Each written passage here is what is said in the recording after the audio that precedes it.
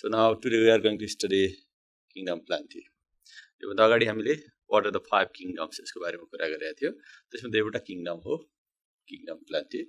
यसको बारेमा हामी कुरा गर्न गइरहेको छौं। So let's begin with the characters of kingdom Plantae. Characters लाई हामी यसरी समराइज गर्दै छौं। मैले characters भनेर सर्टकटमा लेखे। What are the characters of kingdom Plantae? Number 1, they are eukaryotic. They are multicellular. This is the most important character of kingdom Plantae. And the second character, they are autotrophic in nature. Autotrophic and producer. They play the role of producers in the ecosystem. So they are the autotrophic, or they are known as the producer in the ecosystem. So next character, they bear cellulosic cell wall. Cell wall of the members of kingdom Plantae is made by cellulose. Contains plastid. They contain plastids. That's why they are photosynthetic. That's why they are autotrophic, or that's why they are producers.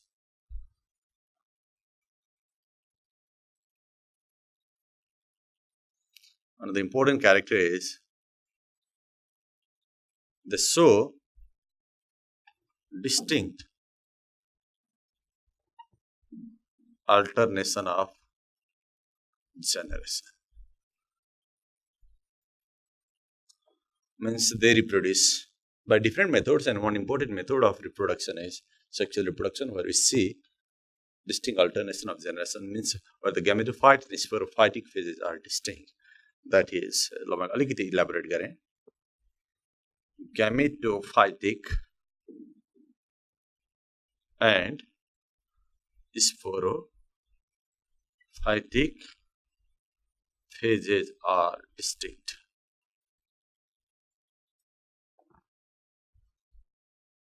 अर्को एउटा point मैले यहाँ थपेँ कि the stored food material in kingdom Plantae, or the members of the Plantae, is starch.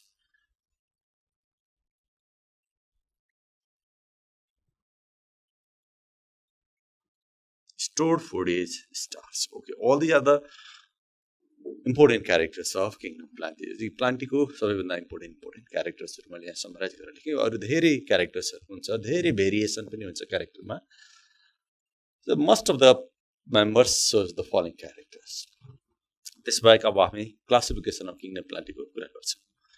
अब हामी classification को कुरा अलिकति हेरौं, kingdom Plantae लाई कसरी classify गर्ने भनेर। kingdom Plantae एकदमै ठूलो kingdom भयो। 5 वटा kingdom मध्ये एकदमै ठूलो kingdom Plantae भयो। यहाँ सबै green plantहरु, higher plantsहरु सबै यसैमा पर्छ। All higher plants belong to this kingdom Plantae. That's why they are classified into different divisions. त्यसैको बारेमा हामी कुरा गर्दै छौं। जस्तो कि kingdom Plantae, जस्तो कि यहाँबाट मैले सुरु गरेँ, kingdom Plantae नेलाई divide गरेको हुन्छ divisions-हरुमा। Different divisions are made. One is algae, another division is bryophyta, and another division is tracheophyta.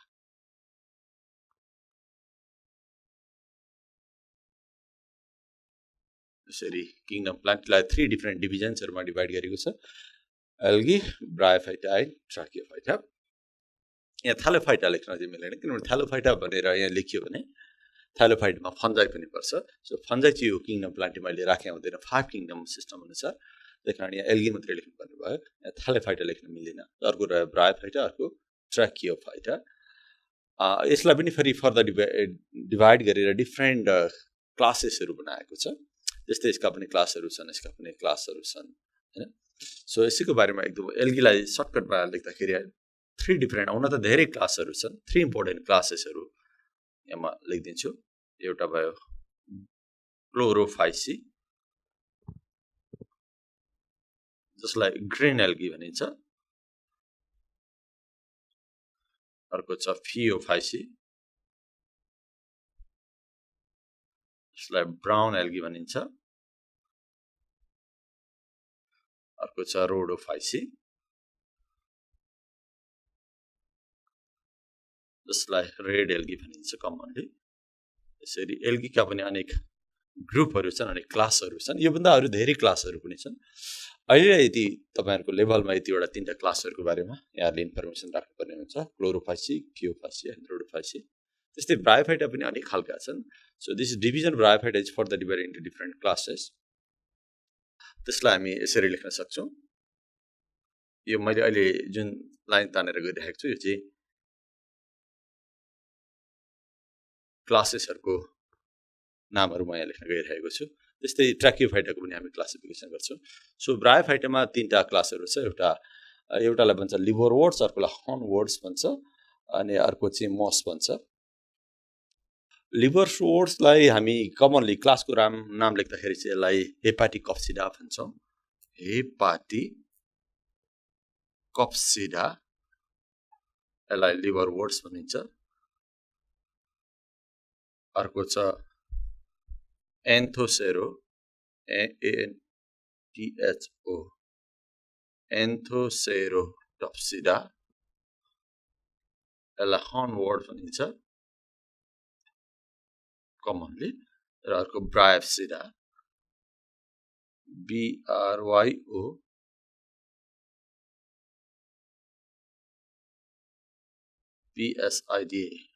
Bryopsida और मस्सी यसलाई कमनली मस भनिन्छ। सो यसरी ब्रायोफाइटालाई पनि थ्री डिफरेन्ट क्लासेसहरुमा डिभाइड गरेको छ। Hepaticopsida, एन्थोसेरोटप्सिडा and Bryopsida, or commonly known as liverworts, hornworts and moss. त्यस्तै अब ट्र्याकियोफाइटा डिभिजनलाई फेरि फर्दर डिभाइड गरेर डिफरेन्ट ग्रुप्सहरु बनाएको हुन्छ। ट्र्याकियोफाइटामा एउटा पर्छ टेरिडोफाइटा, अर्को पर्छ जिम्नोस्पर्म, अनि अर्को छ एन्जियोस्पर्म।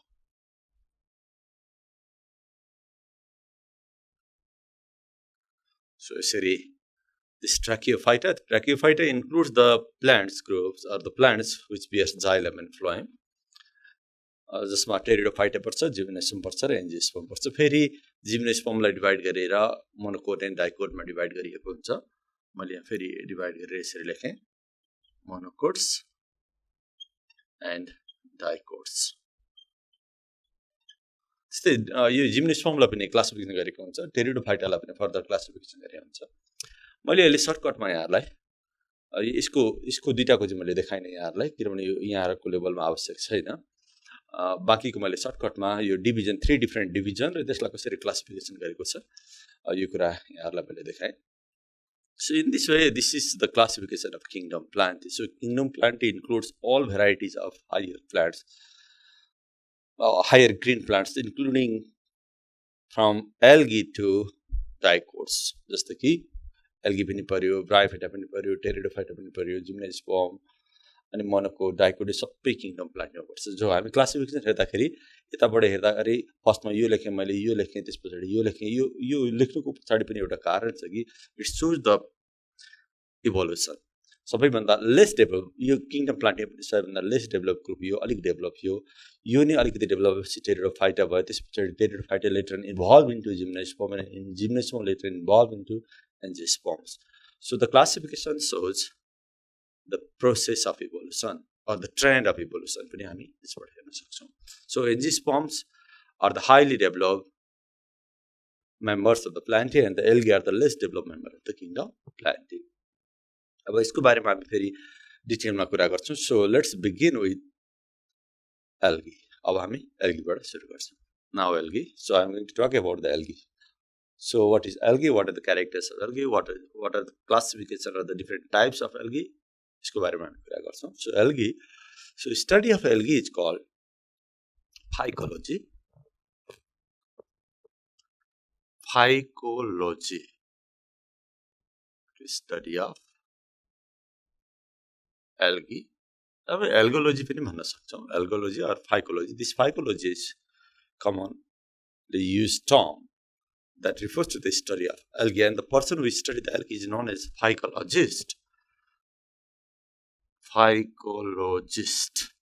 भन्नाले चाहिँ scientist who study algae.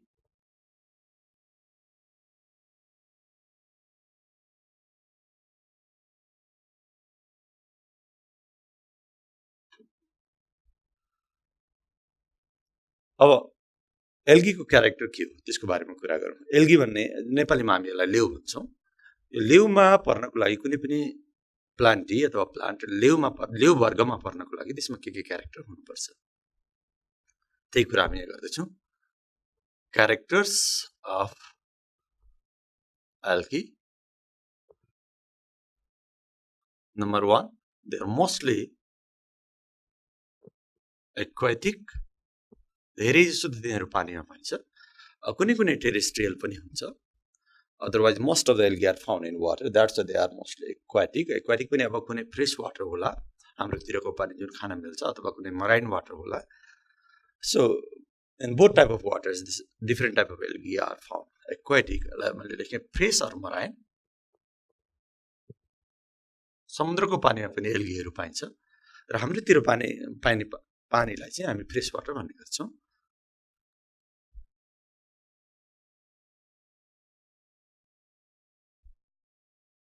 Body is thallus. Thallus means not divided into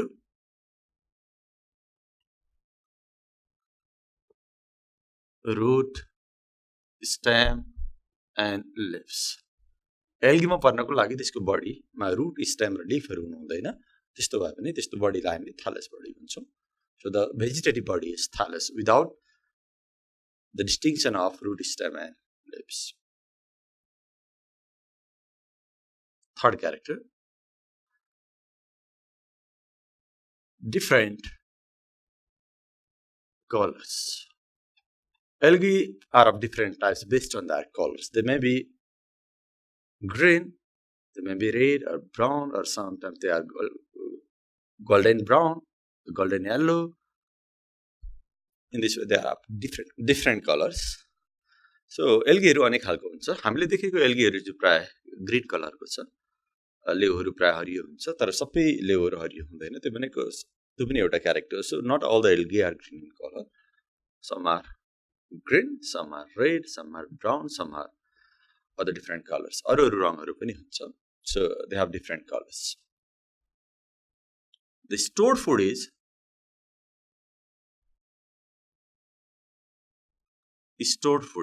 starch. Is it normal starch or different forms or modification of the starch? Anyway, the stored food is starch. Cell wall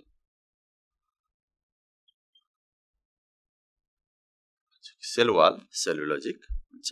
cellulose ले बनेको cell wall हुन्छ. हुन त अरु सब्स्टेन्सहरु पनि मिसिएको हुन्छ sale वालमा, एल्गीको sale वालमा, तर सेलुलोज चाहिँ मेजर कम्पोनेन्टको रूपमा देखिन्छ. Cell wall is cellulosic and they are non-flowering. मैले अलि बिचमा लेखे यसलाई. Non-flowering. Algae are non-flowering, non-vascular.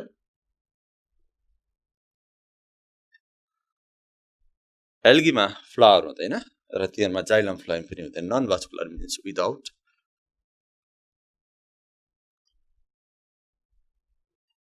Xylem and phloem. Xylem र फ्लोएम भनेको कन्डक्टिङ टिस्युजहरु हो. जाइलमले वाटर कन्डक्ट गर्ने काम गर्छ मेनली, र फ्लोएमले फुड कन्डक्ट गर्ने काम गर्छ. सो एल्गीमा यस्तो खालको जाइलम र फ्लोएम जसले वाटर र फुडहरु कन्डक्ट गर्न हेल्प गर्छ, त्यस्तो खालको टिस्युजहरु त्यो प्लान्टमा हेर्यो भने भेटिदैन. And they are also non-flowering and they are non-vascular.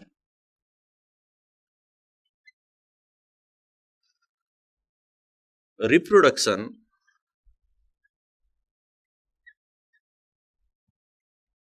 occurs by all three methods. तीन खालको रिप्रोडक्सन हुन्छ. तीन खालको रिप्रोडक्सन भन्नाले यहाँहरुले बुझ्नुपर्छ एउटा हुन्छ vegetative next is asexual and sexual तीन खालको रिप्रोडक्सन हुन्छ एल्गीहरुमा सो यसको मेथड फरक होला तर पाउन चाहिँ तीन खालकै पाउन सकिन्छ सो मैले अहिले यहाँ सम इम्पोर्टेन्ट क्यारेक्टर्सहरु लेखे एल्गी हुनको लागि अनि मोस्ट अफ द एल्गीको बडीमा चाहिँ के हुन्छ बाहिरपट्टि एउटा एकदम स्लिपरी मेटेरियल्सहरु हुन्छ धेरैकोमा हुन्छ सबैकोमा हुन्छ भन्न सकिँदैन तर धेरैकोमा the body is covered by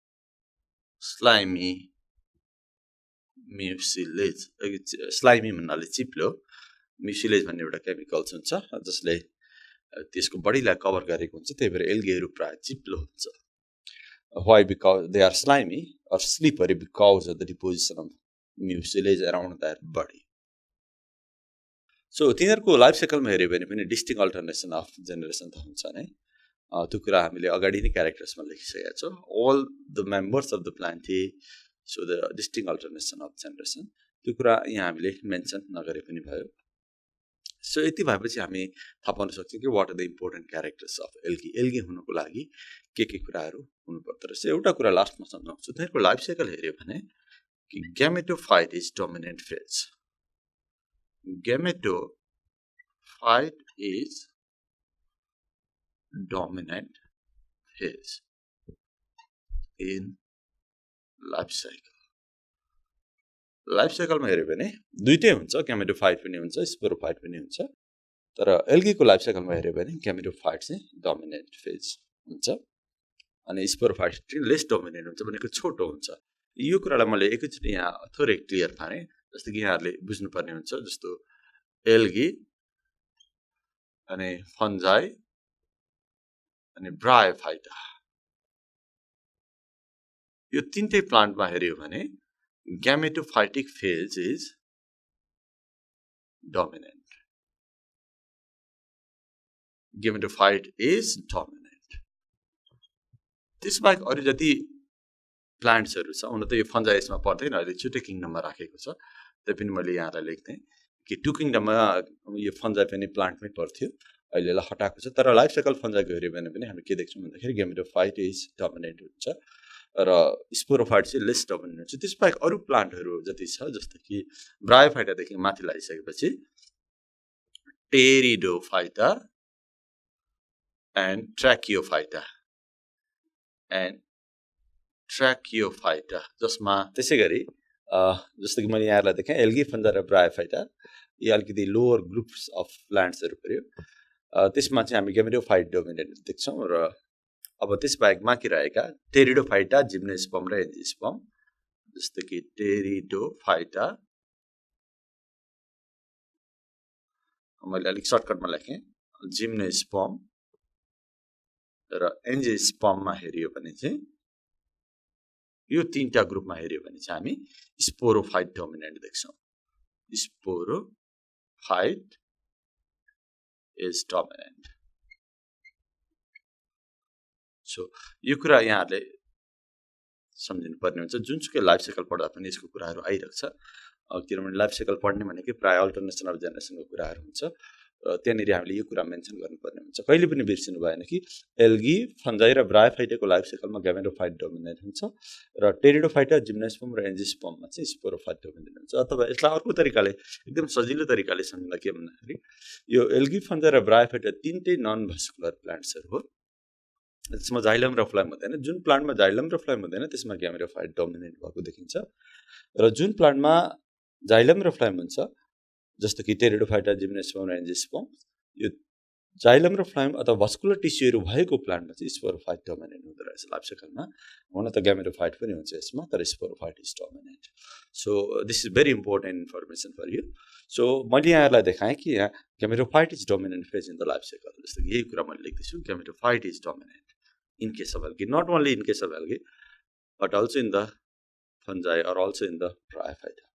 So all these are the characters of algae. अब म यहाँहरुलाई algae को different types of the different classification को बारेमा कुरा गर्छु मैले अघि नै बताइसकेँ कि एल्गीहरू डिफ्रेन्ट टाइप्सको हुन्छ mainly based on their colours एल्गीहरू केही खालको हुँदैन अनेक खालको हुन्छ त्यसैको आधारमा एल्गीलाई क्लासिफिकेसन गरिएको छ there are 3 main classes of algae तीनटा मेन क्लासेसहरू छ हुन त अरू धेरै क्लासहरू पनि छ 11 वटा जति क्लासहरूमा डिभाइड गरेको छ एल्गीलाई तर तपाईहरुको लेभलमा तीनटा मात्रै क्लासहरू पढ्नु भयो भने इनफ हुन्छ so the 3 different classes of algae 3 classes मैले त्यही कुरा यहाँ लेखेँ 3 क्लासेस अफ एल्गी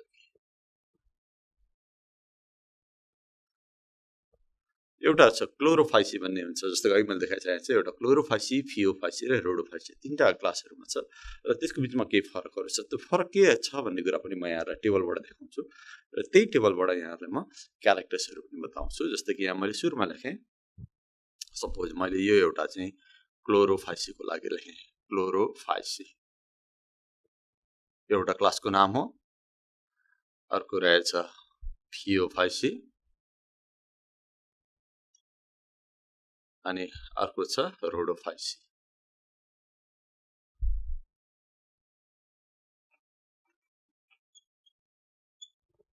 सो यहाँले देख्न सक्नुहुन्छ there are 3 main classes of algae one is chlorophycy another is phaeophycy another is rhodophycy and this is also the classification based on their colors and the classification shows the evolution patterns also so chlorophycy मैले सुरुमा लेखेको छु so एल्गीमा पनि सबैभन्दा lace developed algae भनेको Chlorophyceae ग्रुपमा पर्ने algae हो यो क्लासमा पर्ने एल्गी हो त्यसपछि यो क्लासमा पर्ने एल्गी अलिक डेभलप र Rhodophyceae highly developed highly evolved एल्गीको रूपमा लिइन्छ सो तीनटा क्लासहरु हुँदै रहेछ there are 3 main classes Chlorophyceae Phaeophyceae Rhodophyceae र क्लोरोफाइसीलाई कमनली ग्रीन एल्गी पनि भन्ने गरिन्छ यो चाहिँ ग्रीन एल्गी भनेर चिन्छौं हामी अनि फियोफाइसीलाई चाहिँ हामी रेड एल्गी भन्छौं सरी ब्राउन एल्गी भन्छौं ब्राउन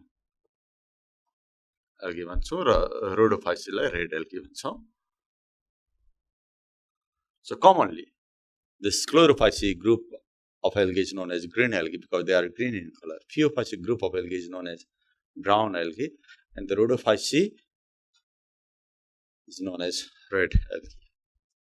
So, यो त नामको डिफरेन्स भयो र अर्को डिफरेन्स के हो भन्दाखेरि एउटा तिनीहरु कहाँ पाइन्छ भन्ने कुराहरुमा यिनीहरुको मेजर डिफरेन्स छ जस्तो कि ग्रीन एल्गी चाहिँ फ्रेश वाटरमा पनि पाइन्छ मराइन वाटर दुईटैमा पाइन्छ मैले यही कुरा लेखेँ फ्रेश और मराइन हैबिटेट ग्रीन एल्गीहरु अथवा क्लोरोफाइसीमा पर्ने यो क्लासमा पर्ने एल्गीहरु कुनै फ्रेश वाटरमा पाइन्छ कुनै मराइन वाटरमा पाइन्छ र यो चाहिँ मराइन वाटरमा मात्रै पाइन्छ they are exclusively found in marine water र रेड एल्गीमा पनि प्राय हेर्यो भने चाहिँ मोस्टली मराइन वाटरमा हुन्छ फ्यू फ्रेश वाटर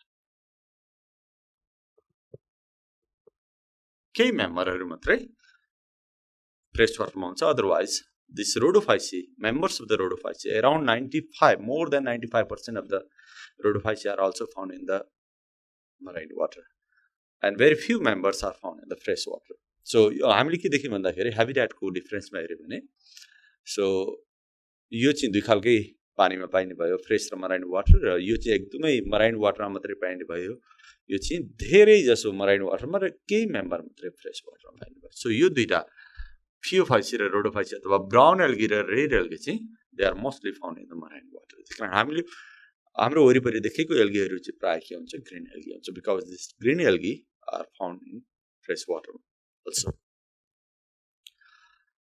त्यसबाहेक अब हामीले हेर्यौं भने यिनीहरुको कलरको मेन डिफरेन्स हो so because this classification is mainly due to the difference in the colour अब केले गर्दाखेरि क्लोरोफाइसी ग्रीन कलरको हुन्छ फियोफाइसी ब्राउन कलरको हुन्छ अनि रोडोफाइसी रेड कलरको हुन्छ यसको कुरा गरौँ बिकज अफ द पिगमेन्ट कुन पिगमेन्ट पाइन्छ क्लोरोफाइसीमा भन्दाखेरि पिगमेन्ट्समा हेर्यो भने यो क्लोरोफाइसी अथवा ग्रीन एल्गीमा क्लोरोफिल ए पाइन्छ chlorophyll A and chlorophyll b पाइन्छ त्यसबाहेक अरु थुप्रै खालको क्यारोटिनोइड्सहरु पनि पाइन्छ मेनली क्यारोटिनोइड्सहरु पाइन्छ त्यस्तै ब्राउन एल्गीमा हेर्यो भने चाहिँ पिगमेन्ट्समा chlorophyll A and chlorophyll C पाइन्छ क्लोरोफिल सी एउटा रङ छ त्यसको नाम हुन्छ फ्युकोज्यान्थिन ज्यान्थोफिलमा पर्छ जस्तो कि यहाँ ज्यान्थोफिल फ्युकोज्यान्थिन फ्युकोएक्सएएनटिएचआइएन फ्युकोज्यान्थिन भन्ने एउटा पिगमेन्ट पाइन्छ जसले गर्दाखेरि यो ब्राउन एल्गीहरू ब्राउन कलरको भएको हुन्छ mainly because of the fucoxanthin this is very important pigment to remember so तर यहाँनिर हामीले हेर्नुपर्छ क्लोरोफिल सी पाइन्छ क्लोरोफिल बी पाइँदैन क्लोरोफिल सी पाइन्छ त्यस्तै रोडोफाइसीमा हेऱ्यो भने चाहिँ पिगमेन्टमा हामी मेनली क्लोरोफिल ए चाहिँ जहीँ पनि हुन्छ हामीले बिर्सिनु हुँदैन र अर्को छ क्लोरोफिल डी पाइन्छ फेरि यहाँ पनि क्लोरोफिल बी क्लोरोफिल सी पाइँदैन क्लोरोफिल डी पाइन्छ र अरू थुप्रै ज्यान्थोफिल्सहरू पाइन्छ ज्यान्थोफिल्स स्पेसली यहाँ यो रेड कलर बनाउने ज्यान्थोफिलको नाम चाहिँ आर फाइकोइरिथ्रिन भन्ने एउटा पाइन्छ आर फाइकोइरिथ्रिन अरू थुप्रै रङहरू पनि हुन्छन् तर mainly because of R phycoerythrin red algae are red in colour यो दुईटा नामहरू हामीले बिर्सिनु भएन fucoxanthin gives brown colour to the brown algae and R phycoerythrin gives red colour to the red algae यो मैले पिगमेन्टको डिफरेन्सको कुराहरू यहाँ लेखेँ त्यसबाहेक यिनीहरूको युनिसेलर हो कि मल्टिसेलर बडी स्ट्रक्चरमा पनि यिनीहरूको डिफरेन्स छ जस्तो कि हामीले हेऱ्यो भने क्लोरोफाइसीमा हेऱ्यो भने युनिसेलर पनि हुन्छ कुनै कुनै some members of the Chlorophyceae are unicellular otherwise they are multicellular तर यहाँनिर हेऱ्यो भने थियोफाइसीमा चाहिँ युनिसेलर मेम्बर्सहरू चाहिँ एउटा पनि हुँदैन र यहाँ पनि प्राय मल्टिसेलर नै हुन्छ जस्तो कि मैले यहाँ लेखेँ कि यहाँनिर हामी देख्छौँ युनिसेलर और मल्टिसेलुलर हुन्छ यो some green algae are unicellular for example हामी क्लामाइडोमोनास भन्ने सुनेको थियो होला क्लामाइडोमोनास क्लोरेला थिनर भनेको चाहिँ युनिसेलर भयो अरू धेरै छ जस्तो कि स्पाइरोगाइरा यहाँले सुन्नुभएको होला त्यो चाहिँ मल्टिसेलरमा पर्छ सो कुनै युनिसेलर कुनै मल्टिसेलर हुँदो रहेछ अनि थियोफाइसीमा पर्नेहरू चाहिँ प्राय यहाँ युनिसेलर मेम्बर्स नै हुँदैन no unicellular all are multicellular all are multicellular यहाँ पनि हेऱ्यो भने मोस्टली मल्टिसेलर मल्टिसेलर नै हुन्छ ओके त्यसबाहेक स्टोर्ड फुडमा पनि हामी फरक देख्न सक्छौँ हुन त एल्गी त तीनटै एल्गी हो एल्गीको नर्मली हामी के लेख्छौँ भन्दाखेरि स्टोर्ड फुड स्टार्च भन्छौँ तर स्टार्चमा पनि फरक खालको स्टार्चहरू पाइन्छ सो क्लोरोफाइसमा हामी स्टोर्ड फुडको रूपमा स्टार्च लेख्छौँ normal starch stored food is starch यहाँनिर हेऱ्यो भने हामीले म्यानिटोल भन्ने हुन्छ एउटा स्टोर्ड फुड इज म्यानिटोल और ल्यामिनारिन भन्ने हुन्छ कहिले म्यानिटोल हुन्छ कहिले ल्यामिनारिन हुन्छ अनि यसमा चाहिँ रेड एल्गीमा चाहिँ stored food is called floridean starch भन्ने हुन्छ so we can see the difference in the word starch mannitol or laminarin and Floridian starch. So this is the difference in the stored food.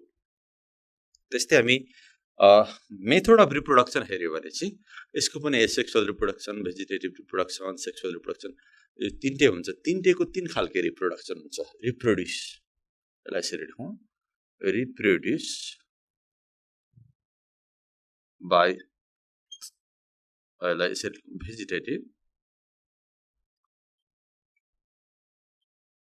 Asexual और sexual यो कुरा चाहिँ मिल्यो तिनटैमा common कुरा भयो चाहिँ एक्ज्याक्टली त्यही कुरा हो यहाँ पनि सेम कुरा हुन्छ so reproduction occurs by vegetative asexual और सेक्सुअल रिप्रोडक्सन अनि यहाँ पनि एक्ज्याक्टली त्यही कुरा हुन्छ मैले एकदम सर्टकटमा यहाँ लेखेँ so the red algae also reproduce by vegetative asexual and sexual and brown algae also reproduce by the same methods vegetative asexual और सेक्सुअल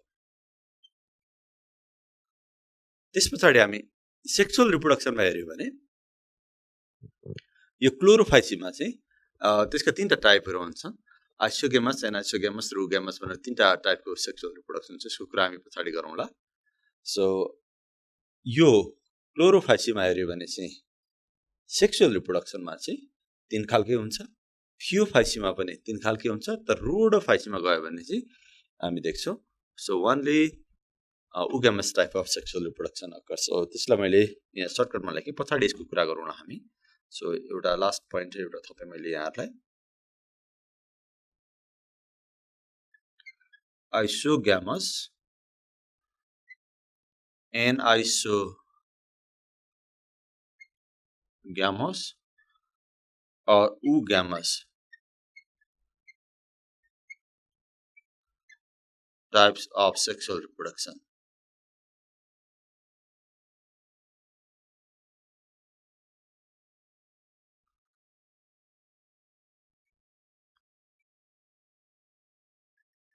भनेको all three methods of sexual reproduction occurs in chlorophycy र यो फियोफाइसीमा पनि exactly same कुरा हो। फेरि यहाँलाई म कम्पेरिजन गरेर देखाइरहेको छु।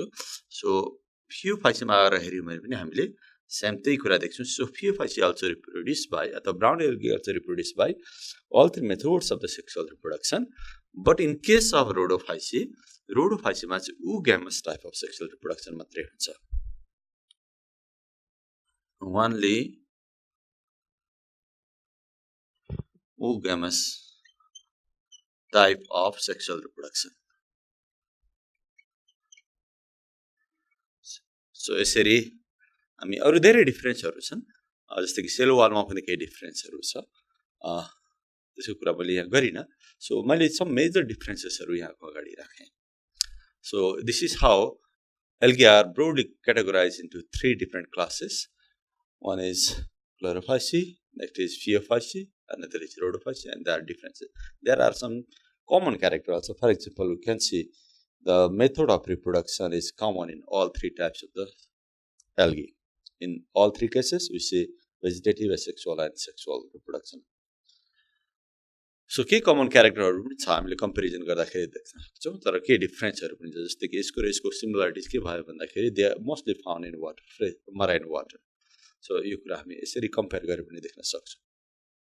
तर यसको र यसको डिफरेन्समा यहाँनिर हामी एउटा देख्छौँ कि in case of Phaeophyceae there are no any unicellular मेम्बर्सहरू छैन, अल आर वाट मल्टिसेलुलर। तर यहाँनिर हामी देख्छौँ green algae, some green algae are unicellular. So this is how can compare 3 different types of algae. अब यसको एक्जाम्पल पनि यहाँहरूले अलिअलि थाहा पाउनु पर्ने हुन्छ। एक्जाम्पल अफ क्लोरोफाइसी, ग्रिन कलरको कुनै एउटा एल्गीको नाम, त्यस्तै ब्राउन कलरको कुनै एल्गी अथवा रेड कलरको एल्गीको नाम पनि यहाँले थाहा पाउनु पर्ने हुन्छ। जस्तो कि क्लोरोफाइसीको एउटा एक्जाम्पलको रूपमा हामी लेख्न सक्छौँ। जस्तो कि मैले यहाँहरूलाई यहीँ लेखिदिएँ एक्जाम्पलको रूपमा स्पाइरोगाइरा। त्यस्तै हामी यहाँ CHARA यो हामी लेख्न सक्छौँ। यो ग्रिन एल्गीको नामहरू हो, जस्तै कि क्लामेडोमोनासहरू भयो, all these are the green algae. So brown एल्गीको एक्जाम्पलको रूपमा हामी लेख्न सक्छौँ फ्युकस, FUCUS, फ्युकस, ल्यामिनारियन, यस्तो थुप्रै एक्जाम्पल्सहरू छन्। Laminaria, okay, this is another brown algae. त्यस्तै रेड एल्गीमा हामी एक्जाम्पलको रूपमा लेख्न सक्छौँ। Example of red algae Polysiphonia भनेर मैले एउटा नाम लेख्थेँ, पोलिसिफोनिया। बाइट्राचोस्पर्मम भन्ने अर्को पनि छ, अरू थुप्रै नामहरू छन्। So these are the name of some green algae, brown algae and red algae. That's all about the classification of algae.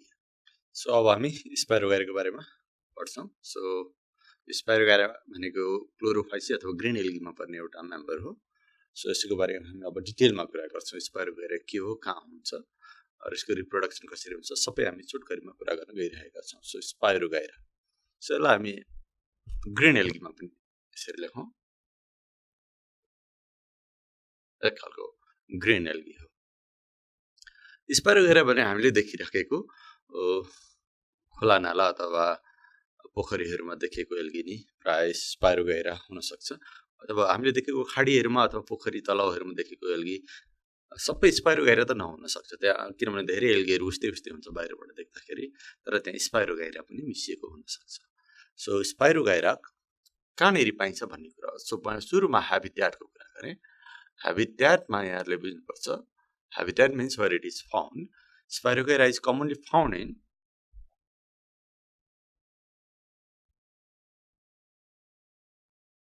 fresh water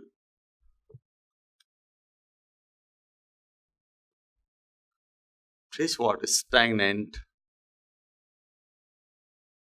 water bodies like pond, lake, ditches, etc. र यस्तो कन्डिसनमा पाइन्छ। यो स्पाइरोगाइरा भन्ने green algae चाहिँ found in fresh water. Fresh water भने कस्तो भन्दाखेरि stagnant water bodies भनेको जमेको पानी, जहाँको पानी बग्दैन, त्यस्तो पानीलाई स्ट्याग्नेन्ट वाटर भनिन्छ। त्यस्तो पानी जमेको पानी भएको ठाउँमा बढी यो पाइन्छ, जस्तो कि पोखरीको पानी अथवा खाडीहरूको अथवा तलाउहरूको पानीमा यो पाइन्छ। So found in freely floating condition, freely floating on the surface.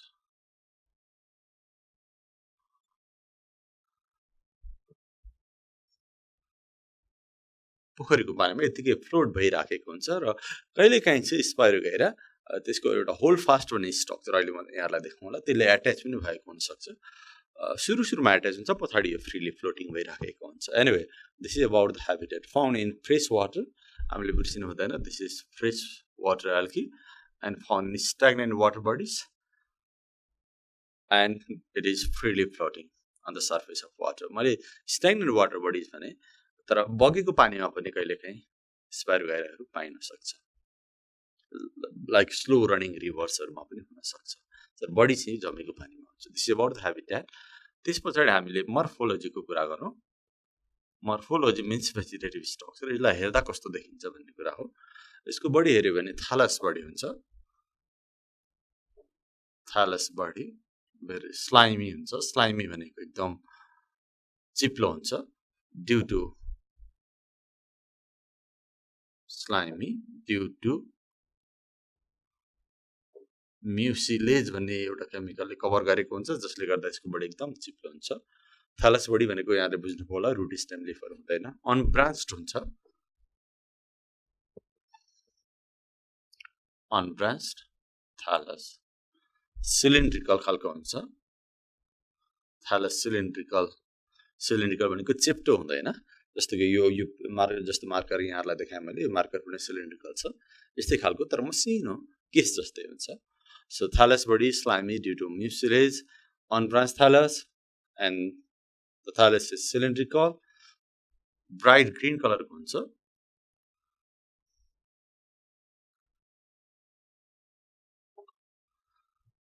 जस्तो कि हामीले स्ट्रक्चर बनाउँदाखेरि यस्तो हुने भयो। सपोज यो एउटा मैले थालसको portion of the थालस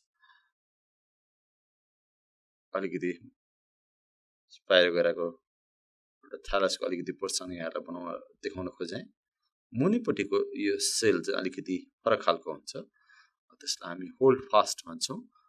otherwise all other cells are similar. यो मैले जुन कोठा बनाएँ यो सबै सेल्सहरू भयो। This is how, this is let's say a single filament. यसको बडीलाई हामी फिलामेन्ट पनि भन्न सक्छौँ। Body is thread like or filament like structure, filament like structure।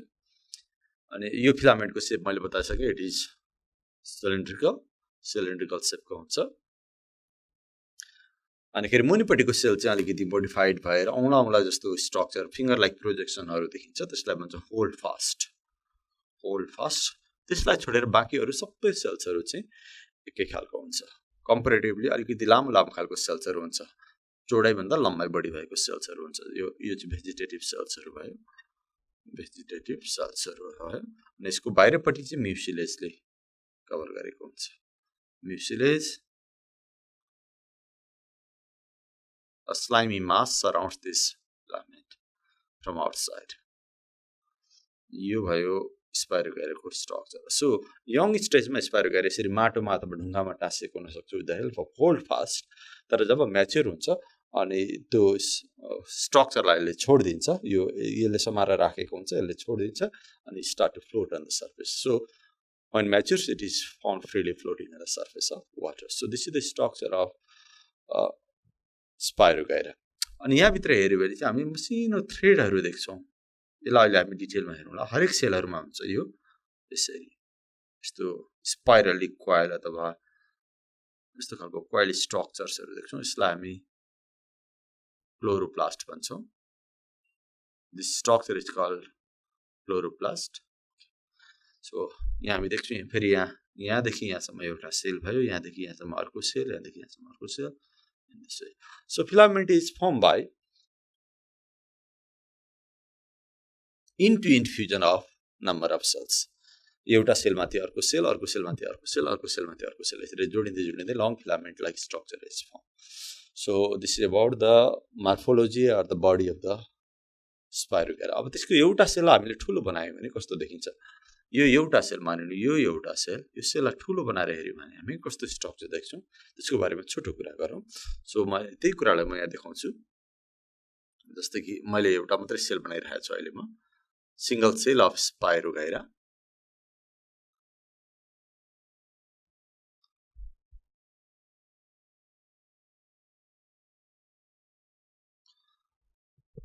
Double wall हुन्छ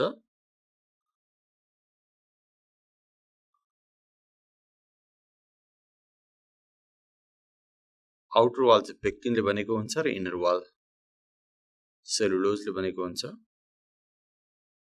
यो अहिले मैले तानेको लाइन मानिनु सेल वाल हो लेट सपोज यो सेल वाल भयो सपोज यो भित्रको चाहिँ लाइन बनेको मानिनु सेल मेम्ब्रेन भयो यो बाहिरपट्टि म्युसिलेज हुन्छ मैले एउटा सेललाई इन्लार्ज गरेर देखाइरहेको छु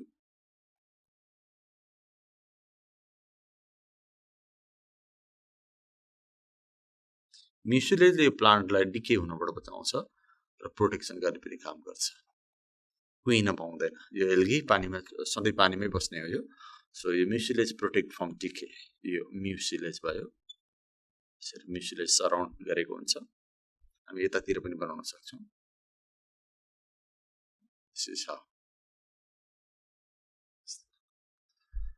अनि खेरि यसको बिचमा एउटा ठूलो भ्याकुल हुन्छ त्यो भ्याकुलको कारणले साइटोप्लाज्म चाहिँ छेउतिर गएको हुन्छ यसरी cytoplasm is a fluid inside the cell यो एउटा म सेलको फिगर बनाइरहेको छु स्पाइरोगाइराको एउटा सेलको साइटोप्लाज्म इज पुस्ड आउटवर्ड यसरी toward the cell wall due to the presence of large central vacuole बिचमा ठूलो भ्याकुल बसेको हुन्छ सो यस्तो पेरिफेरल साइटोप्लाज्मलाई प्रिमोर्डियल युट्रिकल भन्छ प्रिमोर्डियल UTRICL यो भनेको साइटोप्लाज्म हो पेरिफेरल भनेको सेल वालको तिर मात्रै पाइने बिचमा नभएको छेउछेउतिर मात्र भएको साइटोप्लाज्म प्रिमोर्डियल युट्रिकल अथवा peripheral cytoplasm let's suppose whole this space inside this cell is vacuole अनि खेरि त्यहाँ एउटा इम्पोर्टेन्ट स्ट्रक्चर के देखिन्छ भन्दाखेरि स्पाइरली कोइल यसरी स्पाइरली कोइल भएको स्ट्रक्चर देखिन्छ रिबन शेपको which is called यस्तो खालको स्ट्रक्चर हुन्छ which is spirally coiled यस्तो खालको स्ट्रक्चर चाहिँ known as chloroplast क्लोरोप्लास्टको सर्फेसमा यस्तो दाना दाना स्ट्रक्चर्सहरु देखिन्छ bead like structures are seen along the surface of chloroplast यसलाई हामी pyrenoids भन्छौं number of pyrenoids are found which are round structure on the surface of chloroplast and that helps in this storage of starch so मैले यसको नाम बताएँ यहाँलाई यसलाई pyrenoid भने मैले pyrenoid helps in the storing of starch actually it is made by protein ले बनेको structures हो र त्यहाँ भित्र starch स्टोर हुने काम गर्छ यो रिबन शेपको स्ट्रक्चरलाई चाहिँ मैले यहाँ बताएँ यसलाई हामी chloroplast भन्छौं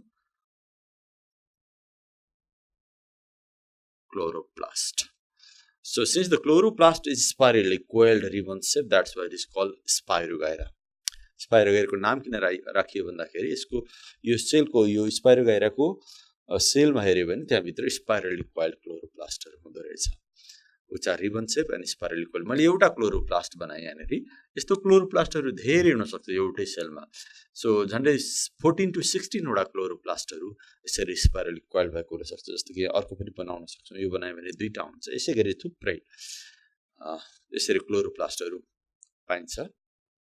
So up to 14 to 16 chloroplasts are formed. So this is just a single chloroplast. And this बाहेक अब यहाँ बिचमा एउटा न्युक्लियस हुन्छ जसको वरिपरि साइटोप्लाज्म हुन्छ.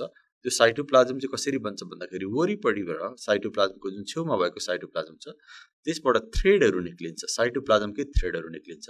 त्यसलाई हामी साइटोप्लाज्मिक स्ट्रान्ड्स भन्छौँ. यसरी यो threads of cytoplasm. You can see threads of cytoplasm from all sides in this way. And they merge in the center. All the cytoplasmic strands or threads converge in the centers.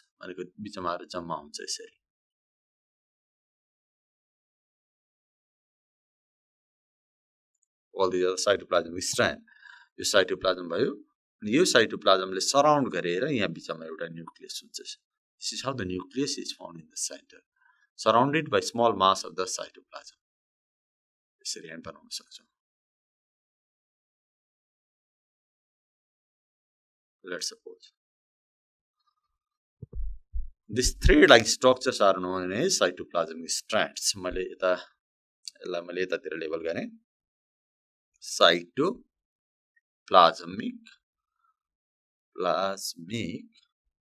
strands. Several cytoplasmic strands are found. They are originating from these primordial utricles and meet in the center, and that encloses a nucleus. This is nucleus. So nucleus is found in the center of the cell, surrounded by cytoplasm. And the cytoplasm is formed by the cytoplasmic strands. And the cytoplasmic strands are produced by the primordial utricle. And this space is called vacuole. This is what vacuole. So large central vacuole is formed. So this is how a single cell of Spirogyra is made. And such cells, a number of such cells unite into it, and it gives the structure of filament. So this is the structure of single cell of Spirogyra. Single cell of Spirogyra. So यहाँले सायद बुझ्नु होला. सबैभन्दा बाहिरपट्टि mucilage, त्यसपछि यो line cell wall. Cell वालमा double layer हुन्छ भने चाहिँ बाहिरपट्टि पेक्टिन भन्ने हुन्छ, भित्रपट्टि सेलुलोज हुन्छ. सो दुईटा लेयरको सेल वाल हुन्छ. त्यसपछि सेल मेम्ब्रेन हुन्छ. सेल मेम्ब्रेन सेमी पर्मिएबल नेचरको हुन्छ, जस्तो कि हाम्रो बडीको सेल मेम्ब्रेन जस्तो हुन्छ त्यस्तै हुन्छ. त्यसपछि भयो साइटोप्लाज्म. अनि साइटोप्लाज्मदेखि अझै भित्र गयो भने हामी भ्याकुलमा पुग्छौँ, अथवा भ्याकुलको बाहिरपट्टि चाहिँ साइटोप्लाज्म. अनि खेरि एउटा स्पाइरली कोइल्ड क्लोरोप्लास्ट देखाइरहेको छु. एउटा मात्रै हुँदैन, हुन चाहिँ धेरै हुन्छ, मैले बताइसकेँ. रिबन सेपको हुन्छ र त्यसको सर्फेसमा हामी देख्छौँ beaded like structure, small round granule like structures known as spirinoids, and this spirinoid stores starch. Nucleus is found in the center, suspended by cytoplasmic strands. This is about the single cell of Spirogyra. अब यस पछाडि हामी reproduction of spirogyra कुरा गर्छौँ. Now म तपाईहरुलाई स्पाइरोगाइराको रिप्रोडक्सनको बारेमा कुरा गर्छु. सो स्पाइरोगाइराको रिप्रोडक्सन अल थ्री मेथड्सले हुने गर्छ. भनेको reproduce by vegetative, sexual and sexual methods. तीनटै तरिकाको रिप्रोडक्सन हुन्छ. सो यसलाई लेखेँ मैले यहाँनेर. भेजिटेटिभ हुन्छ एउटा, अर्को सेक्सुअल हुन्छ, and sexual reproduction. All three methods of reproduction occurs in Spirogyra. त्यसमध्ये भेजिटेटिभ रिप्रोडक्सन एकदम सजिलो खालको रिप्रोडक्सन भयो.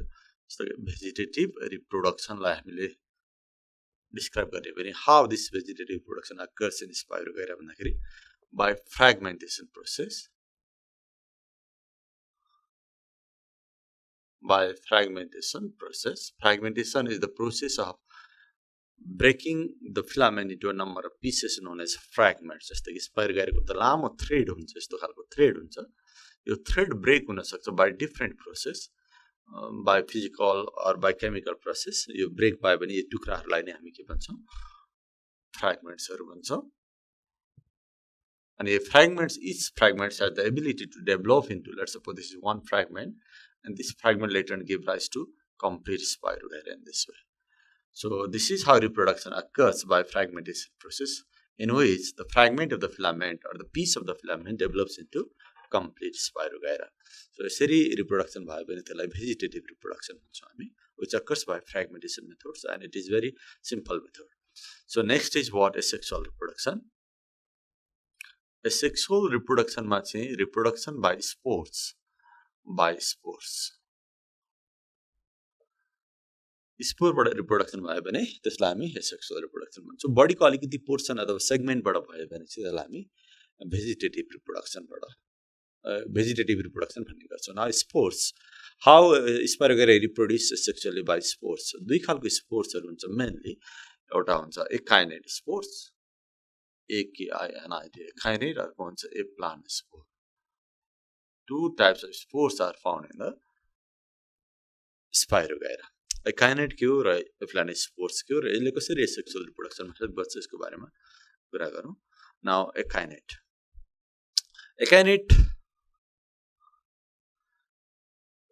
भनेको चाहिँ थिक वाल अथवा रेजिस्टेन्ट स्पोर्स हो. यसलाई यसरी लेखौँ, थिक वाल स्पोर्स भनेर पनि भन्न सक्छौँ, अथवा यसलाई हामी रेजिस्टेन्ट स्पोर्स पनि भन्न सक्छौँ, अथवा रेस्टिङ स्पोर्स पनि भन्न सक्छौँ. रेस्टिङ स्पोर्स यो वर्डहरू हेर्नु भयो भने यहाँले बुझ्नुहुन्छ वाट इज एकाइनेट. यो थिक वालको हुन्छ, रेजिस्टेन्ट हुन्छ भनेको यसले रेजिस्ट गर्छ, अनफेभरेबल कन्डिसनलाई रेजिस्ट गर्छ र यो रेस्टमा बसिराखेको हुन्छ, मरेको हुँदैन, त्यही भएर यसलाई रेस्टिङ स्पोर्स भन्छ. So this is form during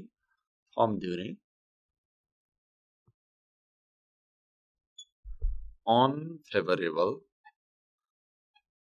condition.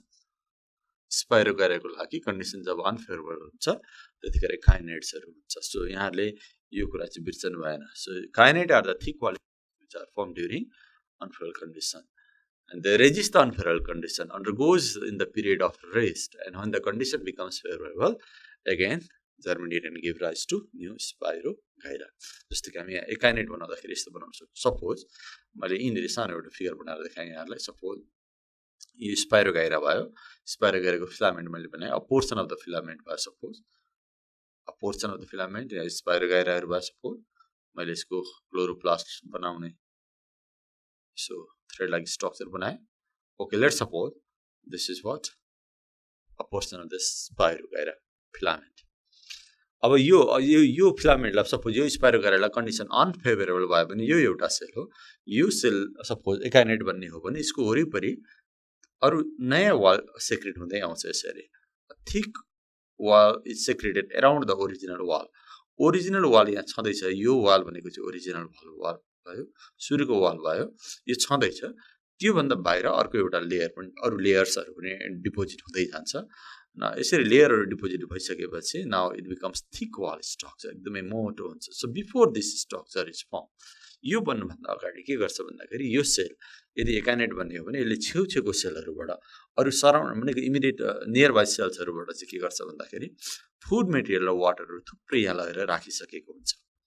यसले एकाइनेट भन्न गइरहेको छ. अथवा condition when the condition becomes unfavorable for this spirogyra, let's suppose this cell collects food material and water from other cells and start to accumulate here and then secretes this thick wall. त्यस पछाडि मात्रै thick wall बनाउँछ वरिपरि. अनिखेरि यो एउटा डल्लो spore जस्तो भएर बस्छ. अब यस्तो खालको स्पोर जस्तो भएर बस्छ. Now it is called akinete. यसलाई हामी एकाइनेट भन्छौँ.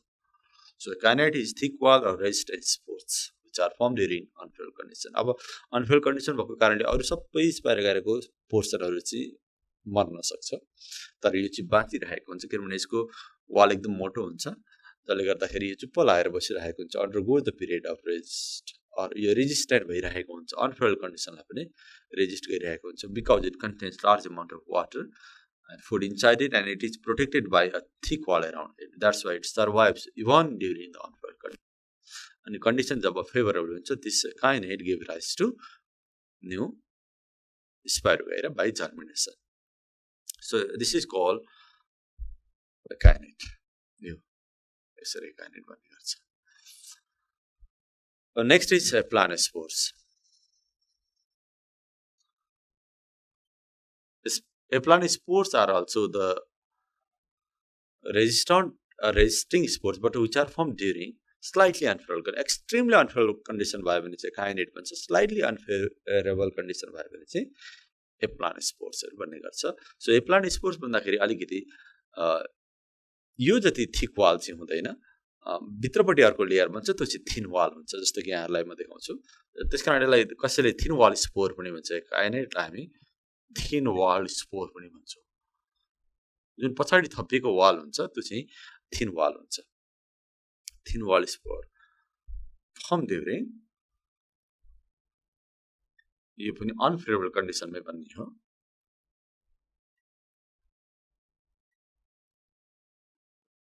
जस्तो कि एप्लान्ट स्पोर भन्दा के हुन्छ भन्दाखेरि लेट्स सपोज मैले अघि जस्तै देखाएँ यहाँहरूलाई यो पोर्सन अफ द स्पाइरोगाइराको अलिकति फिलामेन्टको पोर्सनहरू मैले यहाँ देखाएँ यहाँहरूलाई सो अब यहाँभित्र सपोज अरू सेलको मेटेरियल्सहरू छ सपोज यो सेलले चाहिँ अब एप्लान्ट स्पोर बन्नु पर्यो भने के गर्छ भन्दाखेरि यो सुरुको वाल भनेको चाहिँ यो वाल भयो this is the original wall सुरुमा अहिले नै भइरहेको वाललाई चाहिँ हामी प्यारेन्ट वाल पनि भन्छौँ अथवा सुरुमै भएको वाल अघि चाहिँ के भयो भन्दा काइनेट भन्दाखेरि बाहिरपट्टि यहाँनिर डिपोजिट भएको छ new walls new layers are synthesis outside the parental वालदेखि बाहिरपट्टि डिपोजिट भएको थियो नयाँ लेयर बन्नको लागि यहाँ चाहिँ भित्रपट्टि यो साइटोप्लाज्म अलिकति कन्ट्र्याक्ट हुन्छ र त्यसको भित्रपट्टि अर्को नयाँ वाल डेभलप हुन्छ you can see another wall inside the parent wall यहाँ छँदैछ त्यहाँदेखि भित्रपट्टि अर्को एउटा न्यू वाल इज फर्म अनि यो पनि अब के भयो एउटा डल्लो स्पोर जस्तो भयो यो चाहिँ न्यू वाल भयो let suppose this is new wall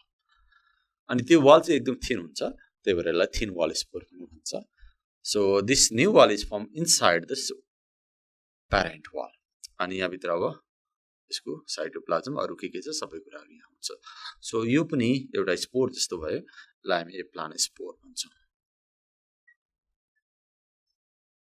यसको बाहिरपट्टि एउटा सुरुको वाल छँदैछ भित्रपट्टि आफ्नो वाल भयो त्यसकारण यो पनि हतपत मर्दैन अनफेभरेबल कन्डिसनमा सर्भाइभ हुन्छ र जब कन्डिसन फेभरेबल हुन्छ अनिखेरि give rise to new Spirogyra so this is thin wall spores which are formed during slightly unfavorable condition where the new wall is secreted inside the original wall and survives during the unfavorable conditions. So this is called eplano spores.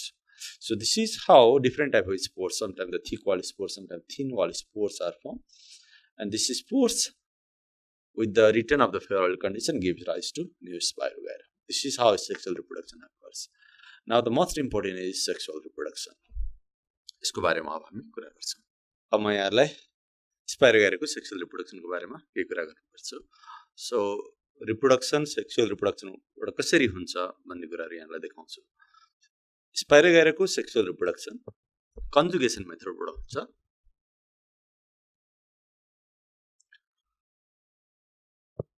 Conjugation method of sexual reproduction occurs and it is isogamy type.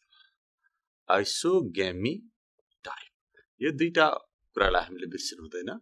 कुन method of sexual reproduction हुन्छ भन्दाखेरि conjugation method and कस्तो खालको हुन्छ भन्दाखेरि isogamy टाइपको हुन्छ. So the type is isogamy and the method is what conjugation. So sexual reproduction is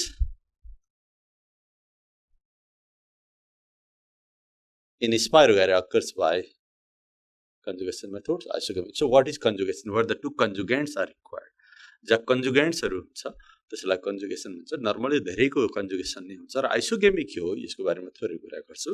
so isogamy भनेको यस्तो खालको सेक्सुअल रिप्रोडक्सन हो जहाँ फ्युज हुने ग्यामेटहरु उस्तै खालको हुन्छ. स्ट्रक्चरली उस्तै हुन्छ, शेप पनि उस्तै हुन्छ. शेप पनि उस्तै र स्ट्रक्चर पनि उस्तै भयो भने त्यसलाई हामी आइसोगेमी टाइप भन्छ. जस्तो कि यसको बारेमा अलिकति म यहाँलाई क्लियर बनाइदिन्छु. जस्तो कि यहाँ मैले सपोज यो एउटा ग्यामेट हो, यो अर्को ग्यामेट हो. यहाँ दुईटै ग्यामेट उस्तै छ उस्तै छ. यदि सेक्सुअल रिप्रोडक्सन यस्ता ग्यामेटहरुको फ्युजनबाट भयो भने यो आइसोगेमी हुन्छ. अनि म अर्को पनि बताइराख्छु छु यहाँलाई पछाडी सजिलो हुन सक्छ कि अनि एउटा चाहिँ सानो छ एउटा चाहिँ ठुलो छ. हेर्दा त उस्तै छ, शेप हेर्यो भने चाहिँ उस्तै छ, तर साइज के छ डिफरेन्ट छ. सो यस्तो भयो भने एन आइसोगेमी हुन्छ. र अर्को हुन्छ यसलाई हामी एन आइसोगेमी भन्छौं.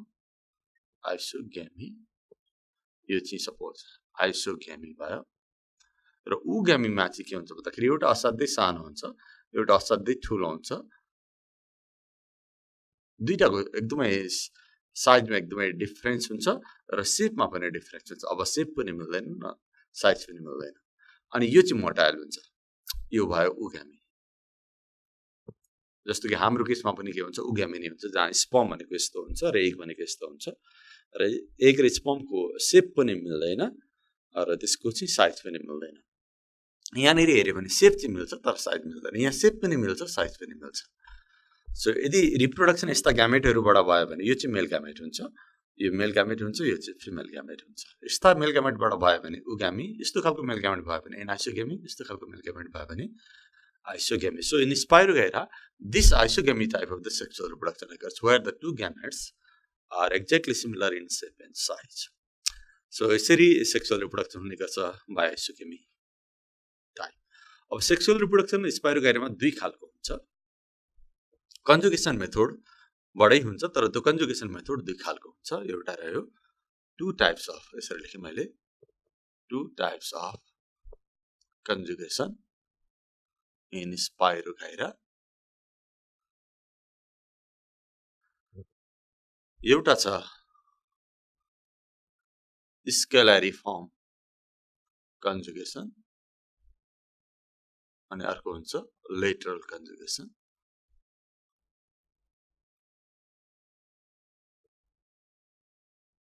sexual reproduction मैले फेरि दोहोऱ्याए takes place by conjugation methods and this conjugation methods is of two types in the sexual reproduction of Spirogyra.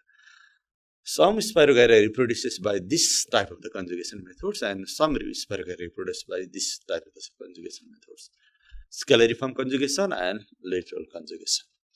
So एउटा बेसिक डिफरेन्स यो दुईटामा के फरक छ भन्दाखेरि स्केलरिफर्म कन्जुगेसनमा दुईटा स्पाइरोगाइराको फिलामेन्टहरु चाहिन्छ र लेटरल कन्जुगेसनमा एउटा मात्र स्पाइरोगाइराको फिलामेन्टले पनि सेक्सुअल रिप्रोडक्सन हुन सक्छ सो म यहाँलाई पहिला स्केलरिफर्म कन्जुगेसनको कुरा गर्छु so scalariform conjugation is also called ladder like conjugation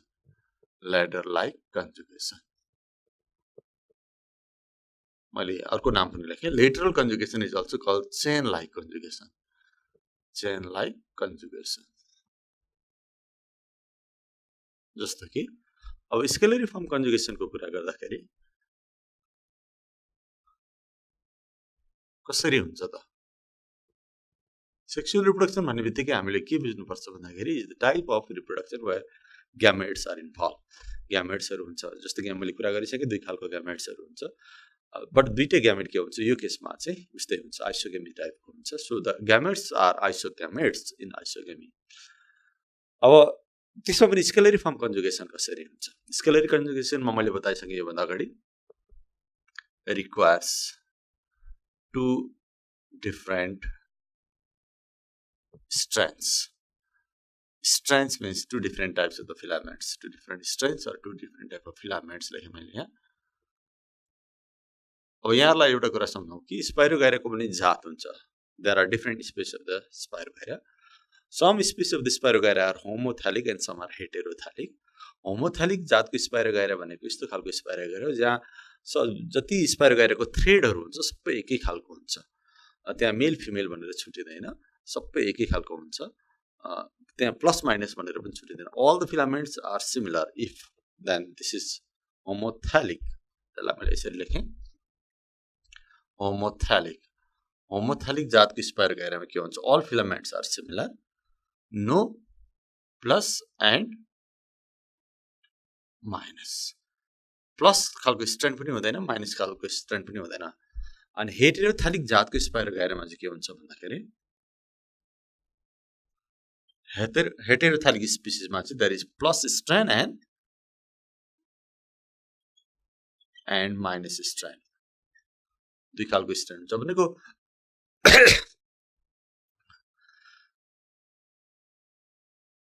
so मैले के बताइरहेको छु भन्दाखेरि होमोथ्यालिक जातको स्पाइरोगाइरा भने all filaments are similar there is no plus and minus strand all filaments are similar and heterothallic जातको स्पाइरोगाइरा भने there are two different type of filaments or two different type of strand plus strand and minus strand अब यहाँलाई सम्झाउँछु कि स्केलरिफर्म conjugation यस्तो खालको स्पाइरोगाइरामा हुन्छ where two different type of strands or filaments are found भनेपछि this स्केलरिफर्म conjugation occurs in heterothallic species यो जातको स्पाइरोगाइरा हो भने यो स्केलरिफर्म कन्जुगेसन हुन्छ र हातको स्पाइरल गाइरा हो भने lateral conjugation हुन्छ यो lateral conjugation occurs in homothallic species and this scalariform conjugation occurs in heterothallic species. Heterothallic species means where two different strands are formed. Plus strand and minus strand requires two different strands, plus and minus. But this lateral conjugation occurs in the type of spiragyra and the species of the spiragyra where the all filaments are similar. अब स्केलरिफर्म conjugation कसरी हुन्छ जस्तो कि मैले बताएँ कि plus र minus strand चाहिन्छ so at the time of scalariform conjugation दुईटा फिलामेन्ट अपोजिट टाइपको नजिकै आउने गर्छ लेट सपोज मैले एउटै फिलामेन्टमा यहाँलाई देखाउने प्रयास गरेँ मानिलियौँ यो स्पाइरोगाइराको एउटा फिलामेन्टको पोर्सन हो मानिलियौँ यो मैले सेल्सहरु बनाइरहेको छु यहाँ अहिले यसरी यो मैले एउटा स्पाइरोगाइरा बनाइरहेको छु लेट सपोज दुईटा फिलामेन्ट दुई खालको फिलामेन्टहरु चाहिन्छ two opposite strands are required one is plus strand and another is minus strand suppose यो अर्को स्पाइरोगाइरा मैले यहाँनेर बनाए अर्को फिलामेन्ट यहाँहरु देख्न सक्नुहुन्छ these are the cells of the filament. Let's suppose this is the negative strands or minus strand, this is positive strands or plus strands. Spirogyra ma हामीले एउटा कुरा बिर्सिनु हुँदैन कि मेल र फिमेल भन्ने हुँदैन there are no any sex organs in the spirogyra स्पाइरोगाइरामा सेक्सुअल रिप्रोडक्सन चाहिँ हुन्छ तर सेक्स अर्गन्सहरु हुँदैन त्यसकारण सेक्स अर्गन नभएको हुनाले यो मेल स्पाइरोगाइरा फिमेल स्पाइरोगाइरा यस्तो भन्न पाइदैन त्यहाँ यदि हेटेरोथालिक स्पिसिस रहेछ भने प्लस स्ट्रेन्ड र माइनस स्ट्रेन्ड भन्नुपर्ने हुन्छ So, अहिले मैले यहाँलाई देखाएँ two different strands of the spirogyra. Plus strand and minus strand. यहाँनिर यो सेलहरु भयो. So, at the time of sexual reproduction or especially scalariform conjugation के भन्छ भन्दाखेरि यो फिलामेन्टहरुले स्मल आउटग्रोथ डेभलप गर्छ यो अपोजिट दुईटा फिलामेन्टहरु एकदमै नजिकै आउँछ before they begin the process these two opposite strands come closer and lie parallelly यसरी नजिकै आउँछ प्यारलली बस्छ र स्मल आउटग्रोथ जस्तो निक्लिन्छ यहाँनेर यस्तो प्रोट्युबरेन्स जस्तो निक्लिन्छ यसलाई हामी प्रोट्युबरेन्स नै भन्छौं अनि प्रोट्युबरेन्स निक्लिन्छ प्रोट्युबरेन्स बिस्तारै बिस्तारै बढ्दै जान्छ this is how the protuberance grows in this way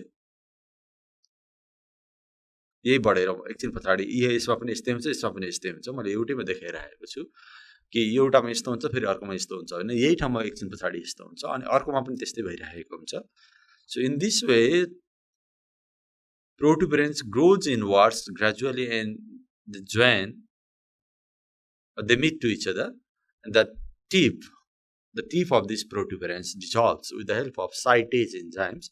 The enzyme को नाम मलाई यहाँहरुलाई सम्झाए cytase CYTASE यो इन्जाइमको सहायताले गर्दा यो दुईटाको टुप्पा के हुन्छ डिजल्भ हुन्छ र एउटा कनेक्टिङ टिप जस्तो बन्छ त्यसलाई हामी कन्जुगेसन टिप भन्छौं so this is how the conjugation tip is form अब यो भइसकेपछि यो सबैमा यहाँ पनि कन्जुगेसन टिप भएको हुन्छ यहाँ पनि हुन्छ in this way number of conjugation tips are form यो काम भइराख्दाखेरि यहाँ भित्रको कन्टेन्ट हुन्छ अथवा सेल भित्रको मेटेरियल्स पनि के हुन्छ बिस्तारै बिस्तारै कन्ट्र्याक्ट भइराखेको हुन्छ बिस्तारै सपोज यहाँ चाहिँ मैले कन्ट्र्याक्ट भएको बनाइन सपोज दिस इज व्हाट स्पाइरोगाइराको अहिले मैले बनाएको चाहिँ क्लोरोप्लास्टहरु भयो suppose and start to contract यो सेलदेखि मैले बिस्तारै कन्ट्र्याक्ट भएको बनाउन खोजे this is how start to contract let suppose यहाँ देख्न सक्नुहुन्छ the material start to contract अनि बिस्तारै बिस्तारै यो के हुन्छ भन्दाखेरि यो कन्ट्र्याक्ट भएको मेटेरियल्स पनि यतातिर जान खोजिरहेको हुन्छ है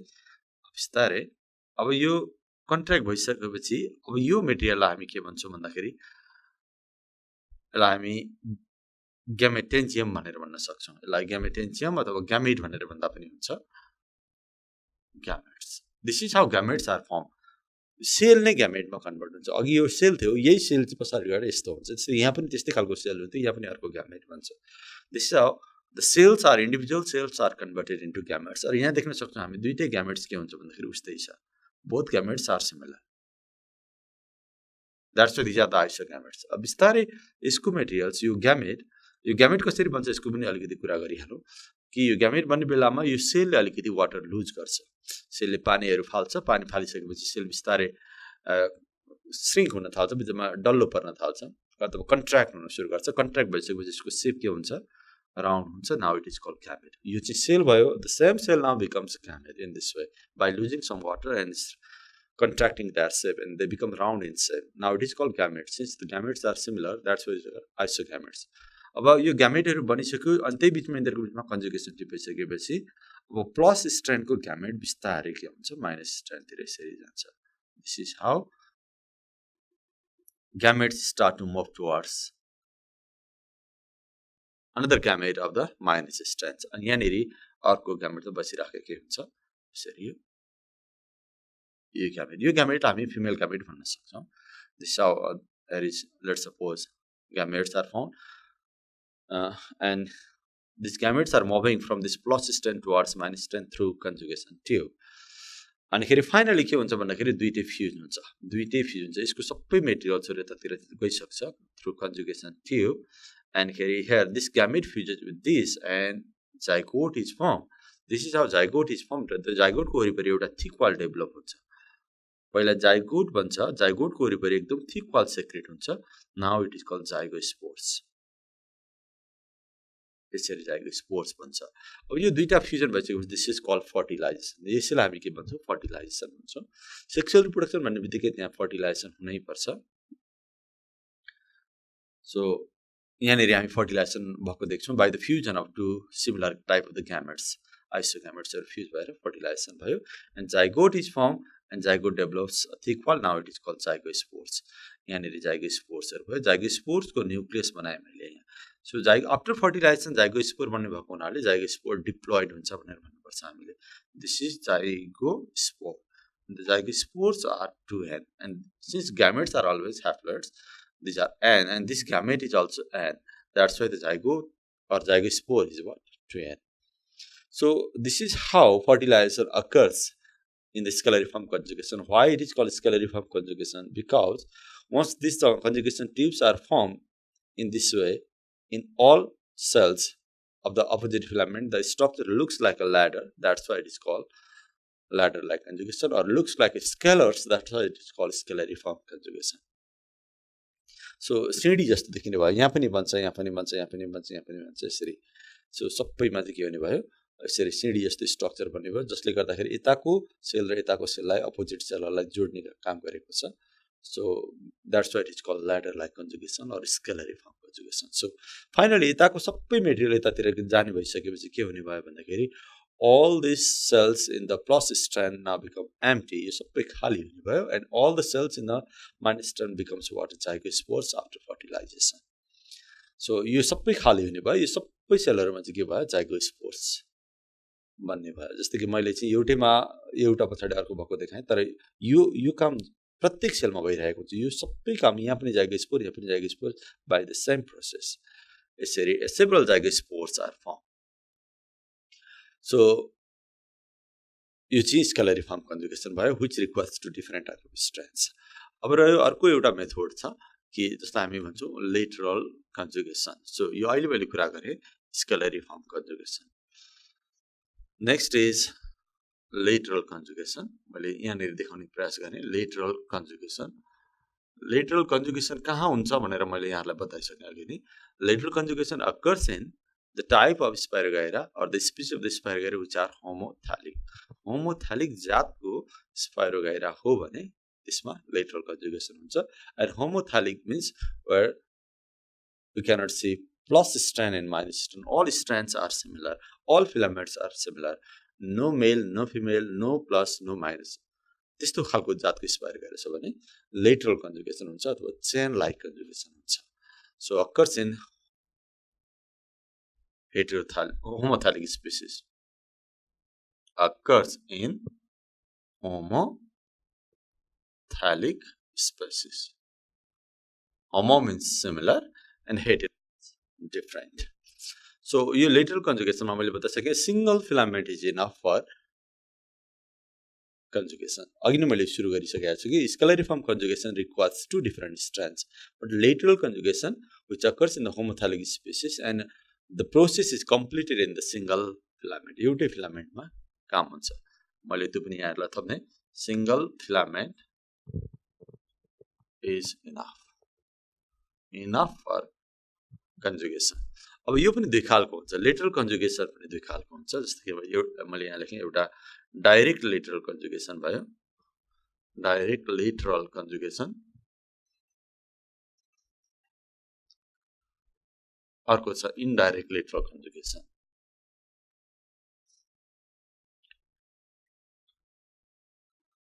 लेटरल कन्जुगेसन दुईटै डाइरेक्ट अथवा इनडाइरेक्ट दुईटै खालको कन्जुगेसन के हुन्छ भन्दाखेरि सिंगल फिलामेन्टले नि काम गरिरहेको हुन्छ र त्यसलाई प्लस पनि भन्न मिल्दैन र माइनस पनि भन्न मिल्दैन। तर यहाँ पनि के हुन्छ भन्दाखेरि gametes are similar, isogamete are found. अब यसमा के हुन्छ डाइरेक्ट लेटरल कन्जुगेसनमा let's suppose this is filament, यो एउटा फिलामेन्ट भयो, पोर्सन अफ द फिलामेन्ट, यसलाई प्लस माइनस लेख्न मिलेन, यो मैले सेल्सहरू बनाएँ, यहाँहरूले देख्न सक्नुहुन्छ यसरी। So this is a portion of the Spiragara filament. यहाँ भित्र सेल्सहरू छ, यो फिलामेन्ट भित्र यो सेल्सहरू भयो, एउटै फिलामेन्टमा हुन्छ भन्दैछु। यो इन्डाइरेक्ट पनि एउटैमा हुन्छ। अब डाइरेक्टमा के हुन्छ, इन्डाइरेक्टमा के हुन्छ भन्ने कुरा भयो। सो डाइरेक्टमा के हुन्छ भन्दाखेरि अब एउटा त्यही फिलामेन्टको one cell behaves as what male gamete and another cell behaves as female gamete, likewise the next cell behaves as male and the following cells behaves as female. एउटै फिलामेन्टको एउटा सेलले मेल ग्यामेटको जस्तो काम गर्छ, अर्कोले फिमेलको, फेरि अर्कोले मेल, अर्कोले फिमेल, फेरि मेल अनि फिमेल, त्यसरी काम गरिराखेको हुन्छ। यहाँ चाहिँ के भयो भन्दाखेरि स्केलरिफर्म कन्जुगेसनमा चाहिँ प्लस स्टेनमा भएको सबै सेलले मेल ग्यामेटको जस्तो काम गर्यो, that's why they migrate from this side to this side. तर यहाँ के भइरहेछ भन्दाखेरि one cell behaves as male gamete and the next cell behaves as female, alternately the cells becomes male and female gametes. तर यहाँनिर अहिले त gamete भनेको छैन, अहिले के भएको छ, सेल्स मात्रै छ। अब जस्तै कि यहाँ जसरी सेल ग्यामेट भयो, कसरी बनाएको थिएँ भन्दाखेरि मैले यो सेल नै के हुन्छ ग्यामेटमा मोडिफाई हुन्छ बाई लुजिङ सम वाटर, यसको पानी अलिकति बाहिर निक्लिन्छ अनि बिचमा डल्लो पर्छ, now the cell becomes like this and now it is called gamete. यहाँ पनि एक्ज्याक्टली त्यही हुन्छ। सपोज मैले एकैचोटि ग्यामेट भएको बनाएँ, यो सेल अब केमा कन्भर्ट भयो, ग्यामेटमा कन्भर्ट भयो। लेट्स सपोज त्यो ग्यामेटलाई हामी मेल ग्यामेट भनौँ। अब यो ग्यामेटको सेप कस्तो छ भन्दाखेरि राउन्ड सेपको छ। यहाँ पनि by losing some water this gametes are form. यो अर्को ग्यामेट चाहिँ के भयो भन्दाखेरि फिमेल ग्यामेटको जस्तो भयो, फेरि यो अर्को ग्यामेट सपोज मेल ग्यामेटको जस्तो भयो। Now the next is what, female gamete alternately in the same filament. अब यो अलिकति बिचतिर आउन थाल्छ, जस्तो कि अहिले त यो कन्ट्र्याक्ट हुँदै हुँदै गइरहेको छ। सपोज यहाँनिर यस्तो खालको फिलामेन्टहरू छ, यो सपोज यो भनेको चाहिँ क्लोरोप्लास्टहरू बनाएँ मैले, यस्तो भइरहेको छ। अझै कन्ट्र्याक्ट भएर अब यसको स्ट्रक्चर यस्तो हुन्छ, जस्तो कि मैले यहाँलाई देखाउँछु। लेट्स सपोज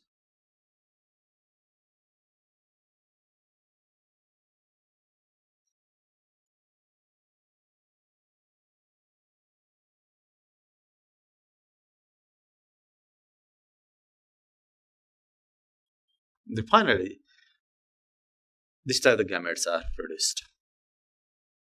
Let's suppose देख्न सक्छौं। So by becoming the round shape by losing some water, the cells are converted into gametes. यो भर्खर सुरुमा योभन्दा अगाडि त सिङ्गल्स पुरा कम्प्लिट फिलामेन्ट नै हुन्छ, जस्तो कि सुरुको अवस्थालाई बनाउने भने यस्तो खालको हुने भयो। मैले त्यो पनि यहाँलाई बनाइदिएँ कि सुरुको सेललाई बनाउने भने त यहाँ त यस्तो खालको स्पाइरोगाइराको फिलामेन्ट्सहरू हुन्छ, यहाँ हामी देख्न सक्छौँ। यस्तो खालको फिलामेन्ट्सहरू भयो। यो सुरुको ग्यामेट नबन्दाको सेकेन्ड फिगरले चाहिँ के देखायो भन्दा बिस्तारै ग्यामेट बन्दैछ, पुरै ग्यामेट बनिसक्यो, ग्यामेट्स आर म्याच्योर। अब हाउ दिस, लेट्स सपोज यो चाहिँ मेल ग्यामेट भयो, यो फिमेल, फेरि यो मेल यो फिमेल भयो। अब मेल ग्यामेट कसरी फिमेल ग्यामेटमा जान्छ त्यसैको आधारमा डाइरेक्ट र इन्डाइरेक्ट लेटरल कन्जुगेसन फरक हुन्छ। यहाँसम्मको प्रोसेस चाहिँ सेम हुन्छ, डाइरेक्टमा पनि इन्डाइरेक्टमा पनि। Till the gametes are produced the process is similar in direct lateral conjugation and indirect lateral conjugation. Very simple, यहाँ जसरी ग्यामेट बनाएको थियो त्यसरी नै बनाएको छ, तर alternately male female male female. अब यो लेट्स सपोज यो मेल ग्यामेट मान्यो, यो फिमेल ग्यामेट, यो मेल ग्यामेट, यो फिमेल ग्यामेट, यो यहाँ यो मेल ग्यामेट कसरी फिमेल ग्यामेटमा गएर फर्टिलाइज गर्छ, how this male gamete enters in female gamete, त्यसैको आधारमा डाइरेक्ट इन्डाइरेक्ट लेटरल कन्जुगेसन भनेर क्लासिफिकेसन गरियो। यो बिचको सेप्टम भन्छौँ हामी, डाइरेक्टमा के हुन्छ भन्दाखेरि यो बिचको सेप्टम छ अथवा यसलाई हामी क्रस वाल भन्छौँ। यो क्रस वाललाई रप्चर गरेर मेल ग्यामेट फिमेल ग्यामेटमा गयो भने डाइरेक्ट भयो, यसलाई रप्चर नगरिकन साइडबाट घुमेर गयो भने इनडाइरेक्ट लेटरल कन्जुगेसन भयो। सो म पहिला यहाँहरूलाई डाइरेक्टको फिगर बनाउँछु। जस्तो कि हेरौँ यहाँ डाइरेक्टमा के हुन्छ।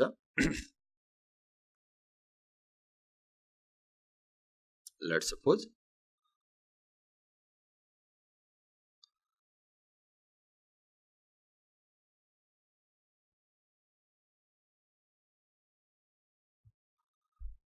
in the direct type of this lateral conjugation, male gamete produce a tube-like structure.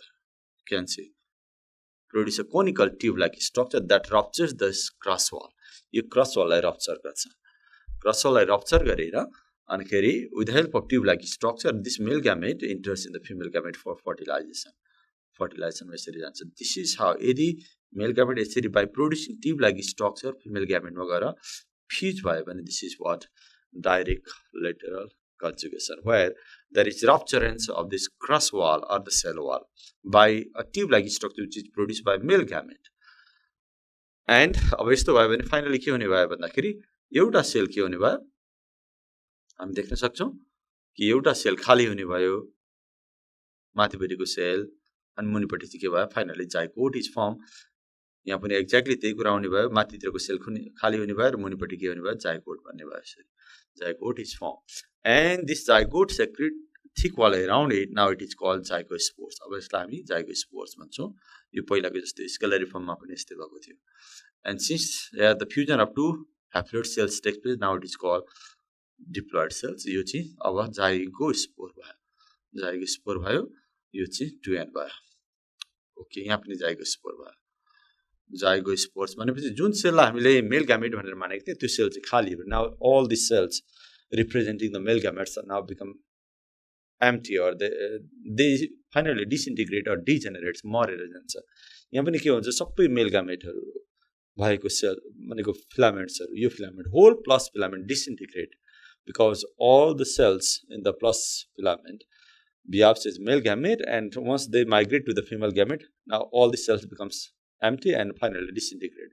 यहाँ पनि के हुने भयो भनेको यो जसलाई हामीले मेल ग्यामेट भनेर मानेको थियौं यो सेलहरु चाहिँ के भयो disintegrate हुन्छ र another cells where the female gametes are found and the fusion occurs now later develops into the zygospores after fertilization.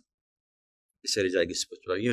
यो मैले देखाएको यहाँलाई कन्टेन्टहरु म गइराखेको देखाएको। This is how the content of the male gamete fuses with the female gamete. Here also you can see gametes are similar, that's why it is also isogamy. So अहिले मैले देखाएको चाहिँ के भयो भन्दाखेरि डाइरेक्ट लेटरल कन्जुगेसन। सो यहाँ के भयो भन्दाखेरि the cross wall is ruptured. This is cross wall. Let's suppose this is what cross wall. Cross wall. Cross wall is formed but it is ruptured. यसरी डाइरेक्ट लेटरल कन्जुगेसन हुने गर्दछ। अब indirect lateral कन्जुगेसनमा के हुन्छ भन्दाखेरि अलिकति म यहाँहरुलाई यहाँनेरि सानो एउटा फिगर बनाएर देखाउँछु इन्डाइरेक्ट लेटरल कन्जुगेसनको। इन्डाइरेक्ट लेटरल कन्जुगेसनमा खाली how this male gamete enters the female gamete. So here in case of indirect leteral conjugation यो बिचको जुन छ नि यो क्रस वाल जसलाई सेप्टम भन्यो अथवा क्रस वाल अथवा सेपरेटिङ वाल चाहिँ रप्चर भन्दैन, त्यहाँनेरि वाल बन्दैन। यहाँनेरि चाहिँ के भएको छ whole is form by this conical tube produced by male gamete, but here such rupturance or this hole is not created in the cross wall.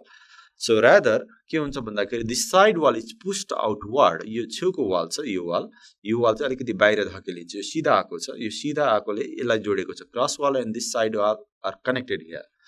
But once this side wall is pushed outward, यो बाहिरतिर धकेलिने बित्तिकै के हुन्छ भन्दाखेरि a gap is formed between this and this side wall and cross wall को बीचमा a gap is formed, and through this gap male gamete enters in the female gamete. जसलाई हामी यसरी देखाउन सक्छौं कि जस्तो कि यहाँनेरि मैले यहाँलाई देखाएँ। सपोज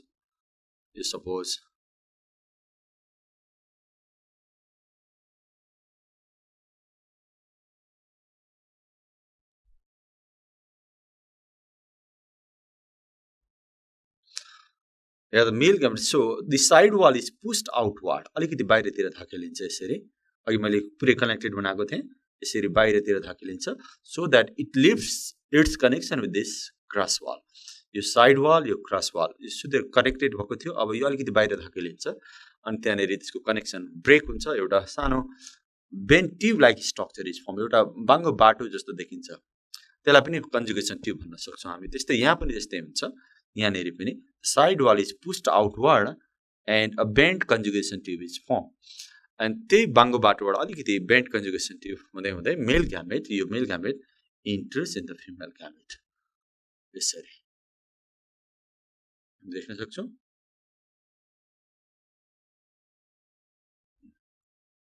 जस्तै कि एउटा तरिका के भयो भन्दाखेरि एउटा तरिका यो भयो यो भनेको चाहिँ डाइरेक्ट भयो अनि अर्को तरिका चाहिँ के भयो भन्दाखेरि मैले यहाँलाई यहाँ लगेर देखाएँ एकैचोटि यस्तो खालको स्ट्रक्चर भयो या त यो हुने भयो जहाँनेरि यो क्रस वाल रप्चर भयो या त त्यो भयो भने डाइरेक्ट भयो अथवा यस पछाडि के हुने भयो भन्दाखेरि यस्तो पनि हुनसक्छ यस्तो भयो भने इनडाइरेक्ट हुने भयो सो यहाँ पनि के हुने भयो भन्दाखेरि सो फाइनली हामी लास्ट स्ट्रक्चर बनाउँदाखेरि कस्तो हुने भयो भन्दाखेरि यसको चाहिँ हामी देख्न सक्छौँ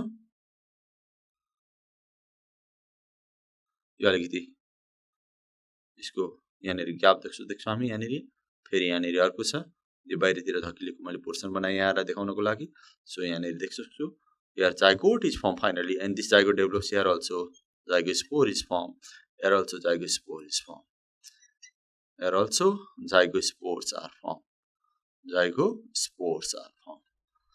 and the other cells finally disintegrates or degenerates so the simply how this male gamete enters in this female gamete makes the difference whether the type is direct or indirect सिधै गयो भने डाइरेक्ट हुने भयो अलिकति घुमेर गयो भने indirect हुने भयो so this is how sexual reproduction occurs mainly by two methods one is what is scalariform conjugations which requires two opposite type of the strands plus strand and minus strand and another type of the conjugation is lateral conjugation which occurs in homothallic species where there is no male and no female and the single filament is enough for conjugation and it is also of two types direct and indirect so यहाँ हामी देख्न सक्छौँ since here the structure looks like a chain of the cells or the gametes are arranged in a chain that's why it is called chain like conjugation मैले यहाँ सुरुमै बताएको थिएँ chain like conjugation here the structure looks like a ladder that's why it is called ladder like conjugations so यहाँनिर हामी बिर्सिनु हुँदैन यसको नाम हो conjugation के हो मैले यो कुरा अगाडि नै बताइसकेँ यो अलिकति निक्लेको आउटगर्सलाई हामी प्रोट्युबेरेन्स भन्न सक्छौँ जस्तो कि यसलाई प्रोट्युबेरेन्स दिस इज अल्सो द प्रोट्युबेरेन्स यसलाई हामी मानिलियौँ मैले यतातिर लेख्दै यसलाई मैले यहाँनिर लेख्दै प्रोट्युबेरेन्स यहाँ चाहिँ प्रोट्युबेरेन्स डेभलप हुन्छ in the opposite cells of opposite filament and that develops into the conjugation tubes and conjugation tube is necessary here and that's why it is ladder like structure with the formation of conjugation tubes and the process is called ladder like conjugation so this is how in all three types of the sexual reproduction all three भन्नाले फेरि मैले तीनटा भने एउटा स्केलरी अर्को direct lateral conjugation अर्को indirect lateral conjugation के देखिन्छ भन्दाखेरि gametes are formed gametes are produced which are similar and their fusion occurs and the zygote is formed and the zygote develops into zygospores. Now what happens after the zygospores? त्यसको कुरा चाहिँ अब यस पछाडि गरौँ अब म यहाँलाई फर्टिलाइजेसन पछाडि जाइगोटबाट जाइगोस्पोर भइसकेपछि के हुन्छ त्यसको कुरा बताउँछु अनि कसरी नयाँ स्पाइरोगाइरा बन्छ त्यसको कुरा छोटकरीमा यहाँलाई बताउँछु जस्तै कि सुरुमा के भयो भन्दाखेरि फर्टिलाइजेसनमा के भएको थियो भन्दाखेरि जाइगोट भएको थियो let's suppose zygote is form by the fusion of two similar gamete male gamete and female gamete and zygote develops a thick wall around it यसरी जाइगोटको वरिपरि एकदमै मोटो वाल डेभलप भएको थियो त्यसलाई हामीले के भन्यो जाइगोस्पोर्स भन्यो thick wall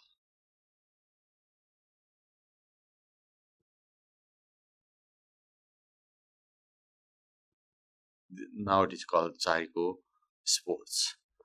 So the whole process of sexual reproduction, this fusion of the gamete, all this process occurs on the surface of water. अनि जुन सेलमा चाहिँ जाइगोस्पोर बन्यो त्यो सेल चाहिँ केही समय रहन्छ बाँकी सेलहरू चाहिँ के हुन्छ भन्दाखेरि डिसइन्टिग्रेट हुन्छ यसको कुरा मैले यहाँलाई योभन्दा अगाडि नै गरिसकेको छ सो जाइगोस्पोर सर्फेसमा बनिसकेपछि वाटरको सर्फेसमा बने पनि आफ्टर फर्टिलाइजेसन के हुन्छ भन्दाखेरि यो जाइगोस्पोर त अलिकति हेभी भयो यसको लार्ज साइजको हुन्छ थिक वाल हुन्छ अब यो पोखरीको फेदमा जान्छ this zygospore settle down at the bottom of the pond पोखरीको फेदमा जान्छ अनि there it undergoes a period of rest लामो समयसम्म यो जस्ताको तस्तै बस्छ। यो चाहिँ कहाँ बन्छ भन्दाखेरि सर्फेसमा बन्छ, बनिसकेपछि कहाँ जान्छ भन्दाखेरि पोखरी अथवा खाडी जहाँनिर यो स्पाइरो गएर पाएछ त्यसको फेदमा जान्छ, माटोमा पुग्छ यो जाइगोस्पोर्स। र त्यहाँ गएर लामो समयसम्म sometime it undergoes a period of 2 to 3 years rest, 2 देखि 3 वर्षसम्म पनि यो यतिकै रेस्ट भएर बसिरहन पनि सक्छ। So after a long period of rest के हुन्छ, now zygospore start to germinate, जाइगोस्पोरबाटै नयाँ स्पाइरो गएर बन्छ। बट बिफोर जर्मिनेसन के हुन्छ भन्दाखेरि the nucleus of this zygospores which is diploid, zygospore is diploid, that's why the nucleus is diploid. The nucleus of the zygospores divides meiotically. Meiosis in nucleus.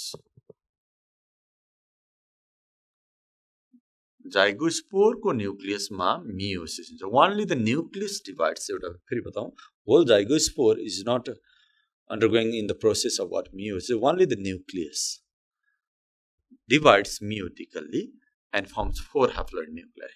यहाँ भित्र अब 4 वटा haploid nuclear भन्नुभयो। Let's suppose यो zygospore भयो, फेरि मैले त्यही जाइगोस्पोर बनाएँ अनि मैले के बताइरहेको छु भन्दाखेरि यसको न्युक्लियस डिभाइड भएर 4 वटा न्युक्लियस हुन्छ भने ओन्ली कार्योकाइनेसिस अकर्स। कार्योकाइनेसिस भनेको only the division of nucleus occurs. हुन त जाइगोस्पोर भनेको एउटा सेल हो, यो सेल नै डिभाइड भएको होइन। मेयोसिस भनेको सेल डिभिजन हो, तर हामीले के बुझ्नुपर्छ भने ओन्ली न्युक्लियस डिभाइड्स। यो ब्ल्याक डट जुन ठुलो बनाएको छ त्यसलाई मैले न्युक्लियस भनिरहेको छु। And forms haploid structure. Now it is N. Why? Because after meiosis the N phase begins. N phase सुरु हुनु भनेको यहाँलाई सम्झाइराखौँ, N phase सुरु हुनु भनेको gametophyte सुरु हुनु हो। So this meiosis is very important in the sexual reproduction.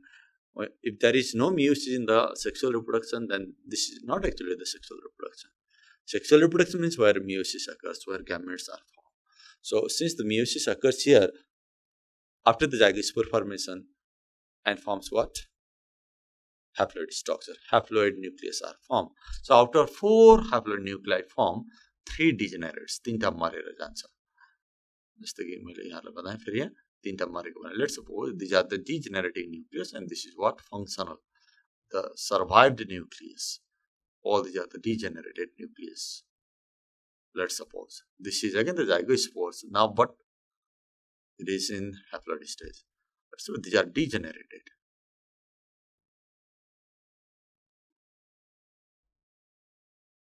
And this is what? Functional nucleus.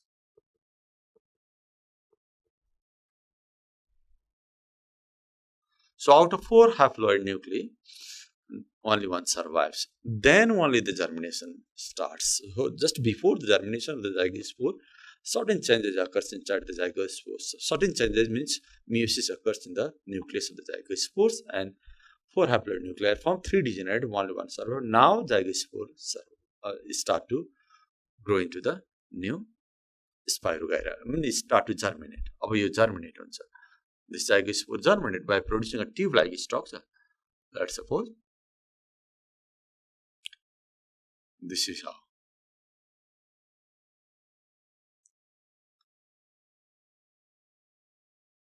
Here you can see young filament of what? Spirogyra.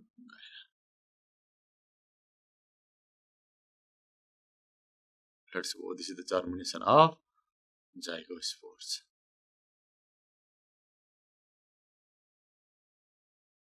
The zygospore germination, young filament.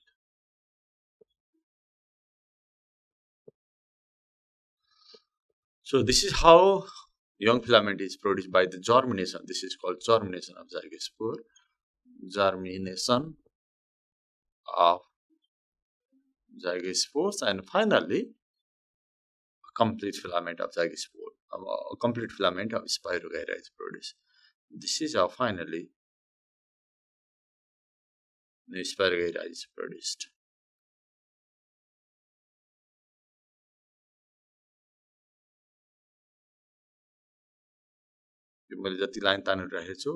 This line represents the characteristics features of spirogyra known as spiral coiled chloroplast. So this is how new spirogyra is produced by the germination of zygospores, but it occurs after meiosis process. So this is how sexual reproduction occurs. So in the life cycle of spirogyra, we can say the diploid stage is very short, because just before the zygote there are gametes. Gametes are always haploid, and these haploid are fused and forms diploid two end zygospores, and immediately meiosis occurs. Then again enters in what? End phase. All this spirogyra is end phase. That's why the end phase is dominant in the spirogyra. So life cycle हेर्यो भने हामी देख्छौं कि spirogyra को filament life साइकलमा स्पाइरोगाइराको life साइकलमा जस्तो कि यो जाइगोस्पोर भयो, zygospore undergoes the process of what? Meiosis. Meiosis forms what? Haploid. After meiosis, young filament or the filament of spirogyra is formed. Filament of spirogyra are produced, and this filament produce what? Gametes. Gametes, and gametes by fertilization produce zygospores.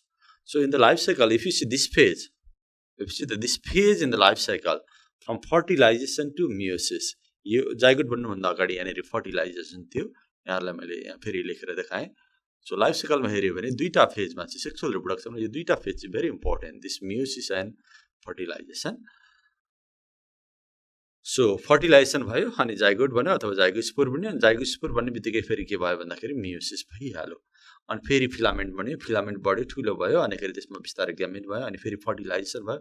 So this is how the life cycle is continued, and in the life cycle we can say two distinct phases. This phase is called diploid phase, and this phase is haploid phase, or you can say this is sporophytic phase, and this is what gametophytic phase. So in the life cycle we can say gametophytic phase is much longer than what is sporophytic phase. This sporophytic phase is very short, from this point to this point. This is only the sporophytic phase. All other stage in the life cycle, यो भन्दा अगाडि हामीले बनाएको जति फिगरहरु थियो सबै यो यतातिर पर्छ gametophytic phase मा. That's why gametophyte is much dominant in the life cycle. This is how alternation of generation occurs with dominant phase of gametophyte. And the sporophyte is represented only by zygote and zygospore. This is about the sexual reproduction of spirogyra. अब म यहाँलाई kingdom प्लान्टीको अर्को एउटा division ब्रायोफाइटाको बारेमा कुरा गर्न गइरहेको छु.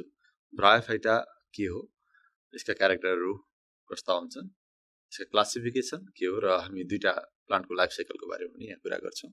So let's begin with the characters of the bryophyta.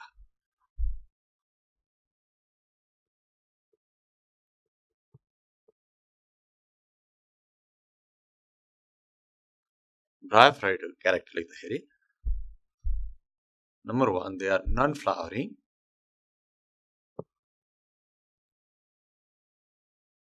and non-vascular.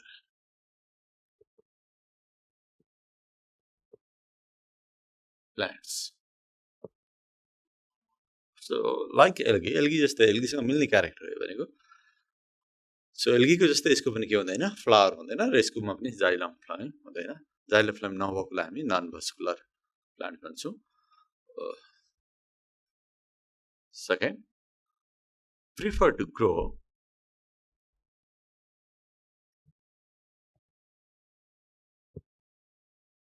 moist area near the sources of water, near the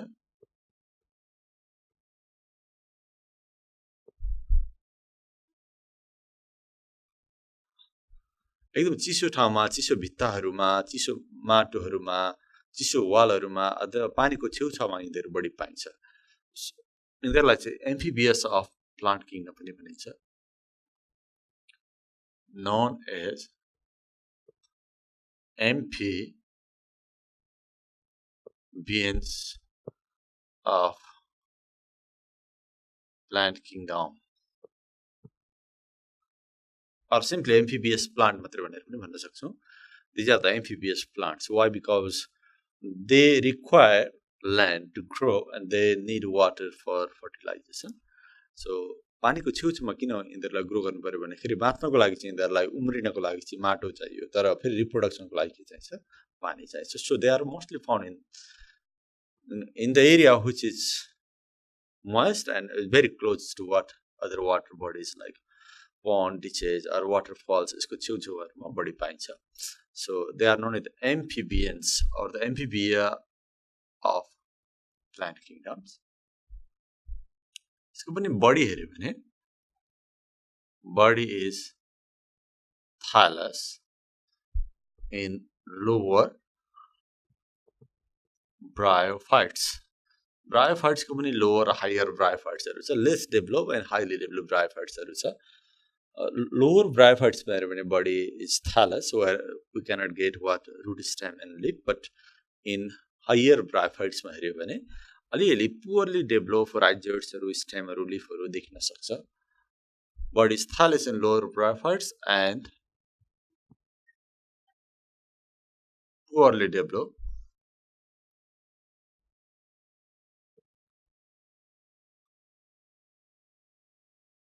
rhizoids, stem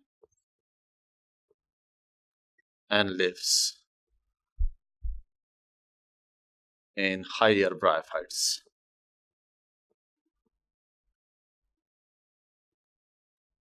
Higher bryophytes लाई हामी moss भन्ने गर्छौं.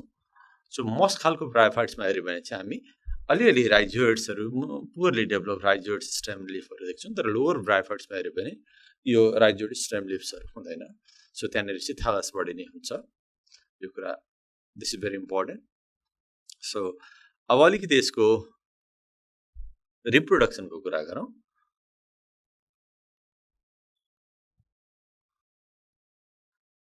Reproduction occurs by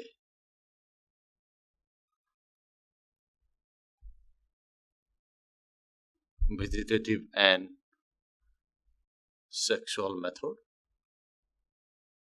Sexual reproduction is rarely found in bryophytes. Sex organs are called antheridia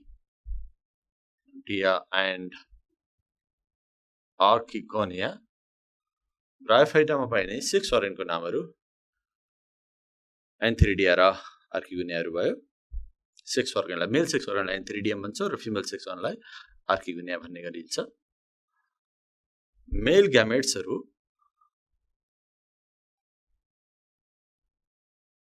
जसलाई हामी antherozoids भन्छौं are coiled and biflagellate.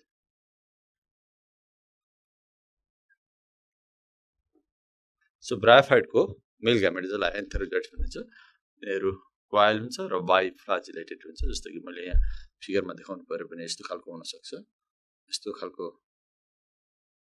coil structure हुन सक्छ. जस्तो कि म यहाँ देखाउँ.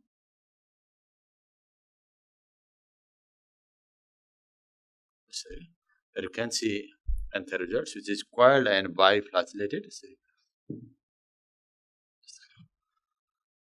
दुईटा फ्लाजेलाहरु यहाँ देख्न सक्नुहुन्छ. अथवा यसलाई ciliated पनि भन्न सक्छौं. Biciliated or biflagellated. So life cycle मा यहाँ पनि algae को जस्तै gametophyte is dominant phase in the life cycle.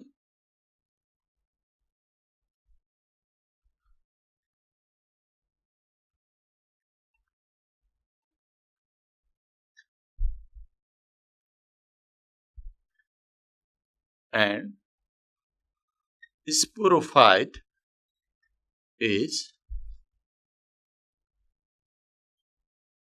dependent on gametophyte.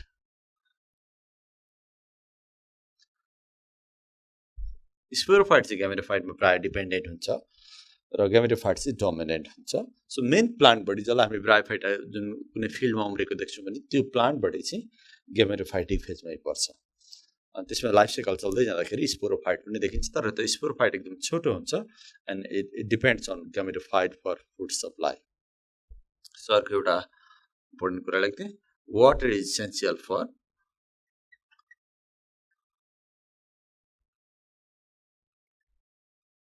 fertilization.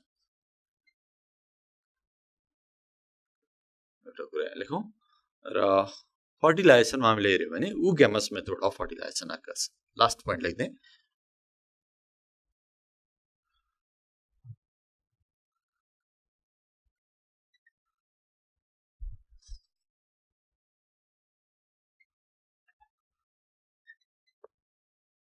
So fertilization कस्तो हुन्छ भन्दाखेरि ग्यामस मेथड भनेको मेल र फिमेल ग्यामेटहरू चाहिँ structurally they are different and size wise they are different तिनीहरूको स्ट्रक्चर भनेको सेप पनि फरक पर्छ र साइज पनि फरक हुन्छ मेल ग्यामेट सानो हुन्छ फिमेल ग्यामेट ठुलो हुन्छ and male gamete is motile so anyway sexual reproduction occurs by ग्यामस method so all these are the characters of bryophytes अब मैले क्लासेस अलिकति क्लासिफिकेसनको कुरा म यिनीहरू यहाँलाई छोटकरीमा देखाउँछु classification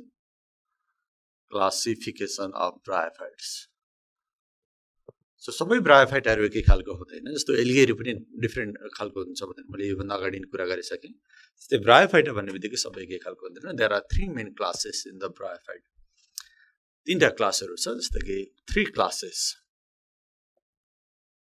Bryophyta is a division and this division Bryophyta is divided into 3 main classes. एउटा क्लासको नाम हो हेपाटिकप्सिडा यसलाई हामी लिभर वर्ड्स भन्छौँ यो चाहिँ लोअर ब्रायोफाइट्समा पर्छ यसको एक्जाम्पलको रूपमा हामी मार्केन्सिया लिन्छौँ अरू धेरै हुन्छन् मार्केन्सिया अर्को क्लासको नाम छ एन्थोसेरोटप्सिडा जसलाई हामी हर्नवर्ड्स भन्छौँ यो हेपाटिकप्सिडा भन्दा अलिकति डेभलप ब्रायोफाइटा हो यसको एक्जाम्पलको रूपमा हामी एन्थोसेरसलाई लिन सक्छौँ यो एउटा ब्रायोफाइटाको नाम हो anthoceros CEROS and the highly develop ब्रायोफाइटाको रूपमा चाहिँ ब्रायोप्सिडालाई लिने गरिन्छ ब्रायोप्सिडा जसलाई हामी कमनली मस भन्ने गर्छौँ मैले ब्र्याकेटमा लेखेको सबै कमन नेमहरू हो एक्जाम्पलको रूपमा हामी फ्युनारिया भनेर लेख्न सक्छौँ फ्युनारिया पोलिट्रिकम थुप्रै छ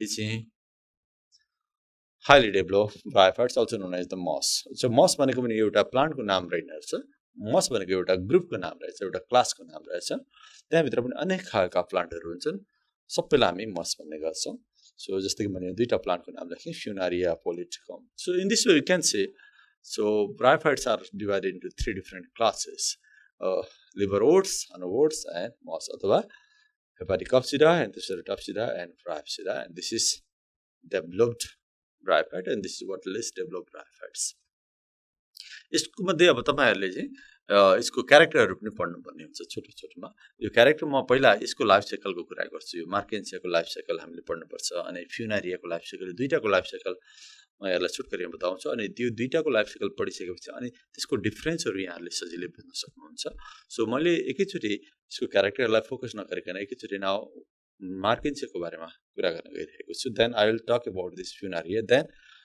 then I will so how we can compare this liverworts and this moss and hornworts यसलाई कसरी कम्पेरिजन गर्ने once you get idea of this life cycle of different classes then you can easily compare so त्यो काम चाहिँ life cycle पढिसकेपछि हामी गरौँला so अहिले मैले सुरु गरेँ मार्केन्सियाको life cycle so now I am going to talk about this marchantia so marchantia कस्तो खालको ब्रायोफाइटा हो कहाँ उम्रिन्छ यसको बडी कस्तो हुन्छ यसको सेक्सुअल रिप्रोडक्सन कसरी हुन्छ अथवा अरू खालको रिप्रोडक्सन कसरी हुन्छ यसको बारेमा हामी कुरा गर्न गइरहेका छौँ पहिला यसको ह्याबिट्याटको कुरा गरौँ मार्केन्सियाको ह्याबिट्याट यो कहाँ बढी पाइन्छ भन्ने कुरा भयो so marchantia not only marchantia all other bryophytes are found in moist area so यो पनि जस्तै मोइस्ट एरिया पाइन्छ मोस्टली इन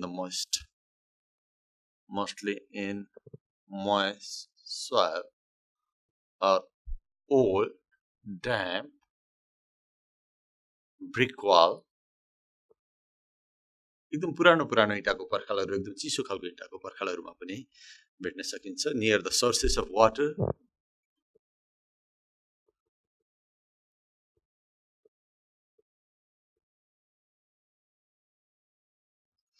पानीको स्रोतको छेउछाउमा जस्तो कि पोखरीहरूको छेउमा अथवा खाडीहरूको छेउछाउमा पनि यो पानी झरनाहरूको साइडमा पनि हुन सक्छ so this is about the habitat न अलिकति यसको भेजिटेटिभ स्ट्रक्चरको कुरा गरौँ भेजिटेटिभ स्ट्रक्चर यो कस्तो देखिन्छ अथवा what is the morphology of marchantia भन्ने ब्रायोफाइटाको स्ट्रक्चर कस्तो हुन्छ यसको बडी हेर्यो भने हामी देख्छौँ सो यसमा थालस बडी हुन्छ अहिले म फिगर बनाएर यहाँलाई देखाउँछु थालस बडी हुन्छ no root stem and leaf and this thallus body is dorsoventrally flatten हुन्छ डोर्सोभेन्ट्रली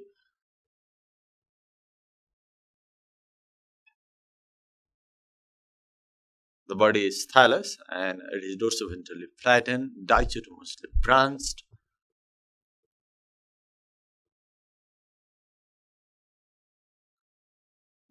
Y सेपमा ब्रान्च हुन्छ जसलाई हामी डाइचोटोमसली ब्रान्च भन्छ Y सेप ब्रान्चिङ यसलाई मैले अलिक क्लियर पारेँ Y सेप ब्रान्चिङ हुन्छ which is called dichotomically branch dorsoventrally flatten भनेको जस्तो कि यसको बडी चाहिँ एकदम चेप्टो हुन्छ डोर्सल र भेन्ट्रल सर्फेस माथि भने जस्तो कि पात हुन्छ नि लिफहरू जस्तै हुन्छ तर सानो हुन्छ साइज हेर्यो भने let's say 3 centimetre 2 to 3 centimetre मैले म्याक्सिमम लेखेँ 3 to 4 सेन्टिमिटर म्याक्सिमम धेरै भयो भने लङ चाहिँ यति मात्रै लामो हुन्छ एकदमै राम्ररी बढ्न पायो भने यति लामो हुन्छ नभए यति पनि नहुन सक्छ depends on the habitat where it is growing हैन कति सुटेबल ह्याबिटेटमा ग्रो गरेको छ त्यसै अनुसार यसको लेन्थ फरक पर्छ सो 3 to 4 सेन्टिमिटरको पातलो सानो डार्क ग्रीन कलरको हुन्छ डार्क ग्रीन कलर माथिबाट हेर्यो भने है एकदम डार्क ग्रीन कलरको जस्तो देखिन्छ सो अब त्यही स्ट्रक्चरमा बनाउँछु यसको डोर्सल र भेन्ट्रल साइड दुईटा हुने भयो यस्तो चेप्टो हुन्छ भने मैले 3 to 4 सेन्टिमिटरको र त्यसको माथिपट्टिबाट के देखिन्छ माथिपट्टि के हुन्छ मुनिपट्टि के हुन्छ भन्ने कुराहरू भयो यस्तै भित्तामा टाँसे हुन्छ कहिलेकाहीँ माटोमा हुन्छ जस्तो कि डोर्सल साइडमा हेर्यो भने हामी देख्न सक्छौँ on the dorsal side of the thallus we see the structure like this here you can see यस्तो खालको स्ट्रक्चर देख्छ so this is dorsoventral flat structure and it shows the branching also which is dichotomically branched Y shape मा branch भइरहेको छ यो thallus भयो here you cannot see root stem and leaf अनि त्यो यो डोर्सल साइडको स्ट्रक्चर माथिबाट हेर्दाखेरि यो माटोमा टाँसिएको छ यसरी टाँसिएको छ भने यो माथितिर माटोतिर हैन माथितिरबाट हेर्दाखेरि यस्तो देखिन्छ एउटा लाइन कुदेको देखिन्छ बिचमा त्यसलाई भन्छ मिडरिप र टुप्पो हुन्छ अनि प्रत्येक ब्रान्चको टुप्पो अलिकति भित्र पसेको जस्तो देखिन्छ यसलाई नोज भन्छ notch this is the bifurcation भनेको यो स्प्लिट भएको ठाउँमा वाइ सेपको स्ट्रक्चर यो मिडरिपमा थुप्रै ग्रीन कपहरू स्ट्रक्चर देख्न सक्छौँ हामी थुप्रै कपहरू यसरी यहाँ टाँसेको हुन सक्छ यस्तो number of green cup like structures are found along this midriff. This cup structure are known as the Gametes cup. G-E-M-M-A Gametes cup. So यस्तो गेमा कपहरू हुन्छ several gamma cups can be seen on the dorsal side along this midriff. So यस्तो खालको structure देखिन्छ यो dorsal साइडमा हेर्यो भने चाहिँ डोर्सल भ्यू लेखेँ मैले अनि यसलाई अलिकति ह्यान्डलेसले हेर्यो भने हामीले माथितिरबाट यतिकै त नदेखिन सक्छ ह्यान्डलेसले हेऱ्यो भने थुप्रै मसिनो पोर्सहरू देखिन्छ एयर पोर्स आर सिन यतिकै चाहिँ देखिँदैन but under the hand lens or under the microscope हामीले हेऱ्यो भने you can see number of pores like जस्तो हाम्रो स्किनमा पोर हुन्छ मसिनो हो त्यस्तै पोर्सहरू हुन्छ यहाँनिर त्यसलाई एयर पोर्सहरू हुन्छ तर यतिकै हेऱ्यो भने चाहिँ देखिँदैन you cannot see air pores with your naked eyes but with the help of hand lens you can observe the pores air pores are found on the dorsal side अब यसलाई अर्कोतिर पल्टायो यो त यसरी बसेको छ अब यो माटोतिर टाँसेको साइडमा हेर्यो भने के हुन्छ भन्ने कुरा भयो भेन्ट्रल साइडमा अब स्ट्रक्चर त यस्तै नै हुने भयो भेन्ट्रल साइडमा हेर्यो भने पनि let's suppose ventral view of the marchantia मैले स्ट्रक्चर यस्तै बनाउन प्रयास गरेँ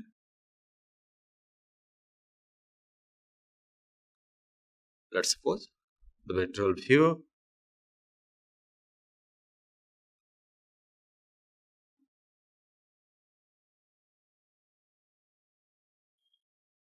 Okay, let's see. Ventral side ma हेर्यो भने here also midrib is not clear. Midrib देखिँदैन. यस्तो यो जस्तो midribहरु यहाँको जस्तो midrib देखिँदैन. तर कहाँनेरि midrib पर्छ त्यो चाहिँ हामी अन्दाज गर्न सक्छौं. त्यो midrib भएको ठाउँमा we can see number of scale like structure. थुप्रै स्केल्सहरु हामी यसरी देख्न सक्छौं. On the both side of this region of midrib.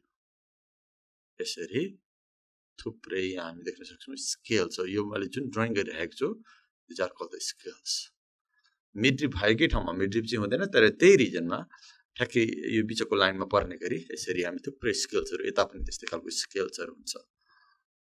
यसको नाम स्केल्स नै हो. यसलाई हामी स्केल्सहरु कहिलेकाहीँ सिंगल रोमा हुन्छ कहिलेकाहीँ डबल रोमा. जस्तै कि यहाँ मैले बनाएको स्केल्सहरु चाहिँ सिंगल रोमा बनाइरहेको छु. कहिलेकाहीँ यहाँ मध्ये अर्को एउटा रो पनि हुन सक्छ जस्तो कि यहाँ मैले देखाइरहेको छु. अहिले मैले बनाए double row.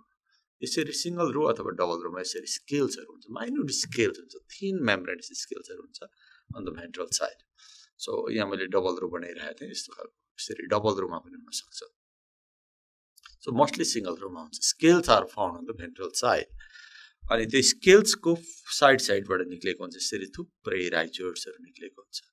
You can see hair like structure rhizoids यसरी निक्लेको हुन्छ. थुप्रै राइजोइड्सहरु निक्लेको हुन्छ. You can see rhizoids are rising from the ventral side closer to the scales. Scale कै छेउछाउबाट चाहिँ के हुन्छ यसरी rhizoidsहरु निक्लेको हुन्छ.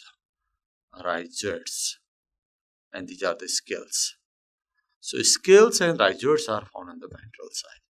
So scales चाहिँ multicellular हुन्छ. यहाँहरुले बुझ्नु पर्ने हुन्छ. एउटा scalesलाई जनरली हामीले ड्रा गर्यो भने you can see the structure of scales like this. Let's suppose that's why it is multicellular. You can see the structure of scales. These are the cells and this is single scale. Single scale. So scale पनि कहिलेकाहीँ अलिकति माथि अर्को एउटा सानो structure निक्ले जस्तो पनि देखिन्छ. यस्तो टाउको जस्तो भएको पनि देखिन्छ. स्केल्सहरु हुन सक्छ. सो दुई खालको स्केल्सहरु हुन्छ अरे मार्केन्सियामा. If you see the appendages like structure, then this is called appendiculate scales. And appendages मतलब टाउको जस्तो नभएको यसलाई हामी भन्छौं सिम्पल लिगुलेट पनि भन्छौं. यसलाई appendiculate भन्छौं. यो पनि स्केल नै हो. यो चाहिँ appendiculate. Appendiculate with VS appendages. And this is what ligulate. यो सिपको आधारमा लिगुल जस्तो भएको जिब्रो जस्तो सेप भएको लिगुलेट माथि टाउको जस्तो जोडेको हुन्छ. के भयो appendiculate. So anyway, scales are multicellulars. Multicellular. And there are two types cellulars. They are multicellular and there are two types. One is what? Ligulate, another is what? Appendiculate. So two types of scales are found and scales helps to retain moisture so that this plant can survive even in the dry condition. Scale moisture यो प्लान्टलाई अलि बढी moisture चाहिन्छ because these are the amphibious plants and requires more moisture, more water, and that's why this scale helps to retain more amount of water and also provides protection. अब rhizoids को कुरा गरौँ. rhizoidsहरु चाहिँ unicellular हुन्छ. यिनीहरु चाहिँ hair like हुन्छ र unicellular हुन्छ. rhizoids बनाउने हो भने चाहिँ जस्तो कि rhizoids पनि दुई खालको हुन्छ. जस्तो स्केल दुई खालको हुन्छ भने एउटा लिगुलेट टाइप अर्को चाहिँ एपेन्डिकुलेट. टु टाइप्स अफ स्केल्स को कुरा गरिरहेको थिएँ मैले कि. र rhizoidsलाई हेर्यो भने चाहिँ थ्रेड जस्तो हुन्छ. यो थ्रेडहरु पनि दुई खालको हुन्छ. यो rhizoidsहरु भयो. यो एक खालको rhizoids भयो. र अर्को खालको rhizoids चाहिँ कस्तो हुन्छ भन्दाखेरि मैले यहाँनेरि बनाए कि यहाँ देखाउन खोजिरहेको छु म यहाँनेरि. You can see. So you can see the structure like यस्तो खालको स्टेप जस्तो गरेको स्ट्रक्चर्सहरु पनि हुन सक्छ.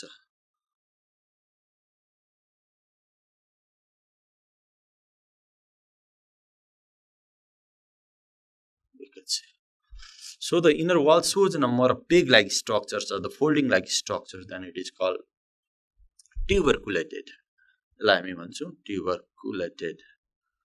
tuberculated rhizoids. अनि यो चाहिँ त्यस्तो नभएको इनर वाल र आउटर वाल उस्तै भएको ठ्याक्कै उस्तै भएको. You cannot see the foldings in the inner wall of this rhizoid. That's why this rhizoid is called smooth walled. Smooth walled rhizoids. So दुई खालको rhizoids भयो. एउटा ट्युबरकुलेटेड राइजोट्स, अर्को चाहिँ स्मुथ. एनीवे राइजोट्स भनेको चाहिँ के रहेछ, युनिसेलुलर रहेछ, अनि these are the thread like structures. So especially smooth wall राइजोटले चाहिँ फिक्सेसनको काम गर्छ र ट्युबरकुलेटेड राइजोटले चाहिँ एब्जर्प्सन अफ वाटर एन्ड मिनरल्सको काम गर्छ. So the functions of rhizoids के रहेछ भन्दाखेरि helps in absorption and fixation. Absorption and fixation. Fixation भनेको प्लान्टलाई सोइलमा अडिउने बाँध्ने काम गर्छ by smooth wall rhizoids especially, and this type the tuberculated rhizoids which shows the folding in the inner wall of the cell. यो त sale हो एउटा तन्केर सेल तन्केर लामो भएको इनर वाल चाहिँ फोल्ड भएको छ भने ट्युबरकुलेटेड त्यस्तो खालको राइजोइड्सले चाहिँ मेनली एब्जर्प्सनमा हेल्प गर्छ. So this is about the structure of marchantia. Marchantia कत्रो हुन्छ कस्तो हुन्छ मैले यहाँलाई बताएँ. माथिबाट हेर्दा कस्तो देखिन्छ, मुनिपट्टिबाट हेर्दा के देखिन्छ र त्यो भनेको के हो भन्ने कुरा बताएँ. स्केल पनि दुई खालको र राइजोइड्सहरू पनि दुई खालको. राइजोइड्सको युनिसेलुलर र त्यसको काम के हुन्छ मैले बताएँ र स्केलको काम के हुन्छ यो पनि मैले बताएँ. सो अब यहाँ रह्यो डोर्सल साइडमा हामी देख्छौँ एउटा मिड्रिप र गेम्मा कपहरू हुन्छ. गेम्मा कपभित्र एउटा सानो स्ट्रक्चर हुन्छ त्यसलाई गेम्मी भन्छ. त्यो गेम्मीको कुरा चाहिँ हामी एकछिन पछाडि गरौँला. यो रिप्रोडक्सनमा हेल्प गर्छ गेम्मा कपले. सो त्यसको कुरा अब हामी गर्न गइरहेको छौँ. Now we are going to talk about this reproduction in Markensia. So Markensia reproduction कसरी हुन्छ भनेर जस्तो कि हामीले ब्रायोफाइटाको क्यारेक्टरमा लेखिसकेका छौँ कि ब्रायोफाइटामा रिप्रोडक्सन दुई तरिकाले हुन्छ, एउटा भेजिटेटिभ अर्को सेक्सुअल रिप्रोडक्सन. एक्ज्याक्टली त्यही कुरा हो यहाँ पनि. Reproduction in Markensia takes place by two different methods. One is vegetative, another is sexual. Two types of reproduction occurs. Number one is vegetative and second is sexual. Sexual reproduction and vegetative reproduction. म छोटकरी यहाँ पहिला vegetative रिप्रोडक्सनको कुरा गर्छु.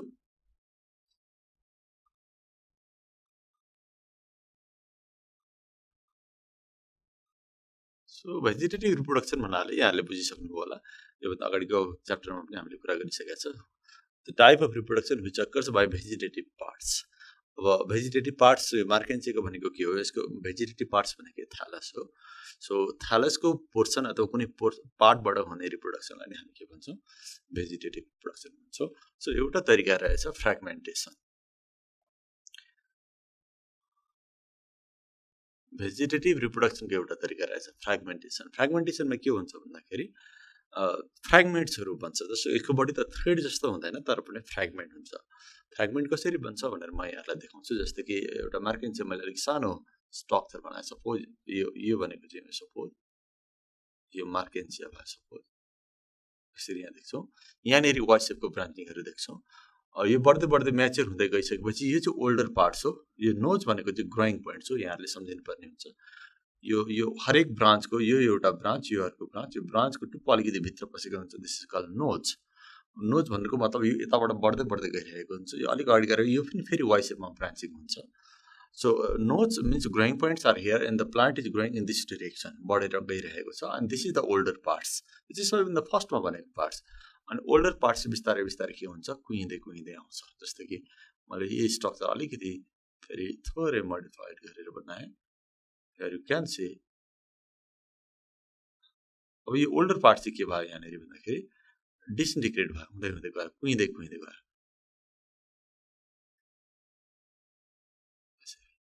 Here you can see the disintegration. यो older part यहाँसम्म कुहिसक्यो. यो कुहिँदै जब the death and decay process continues at the point of bifurcation.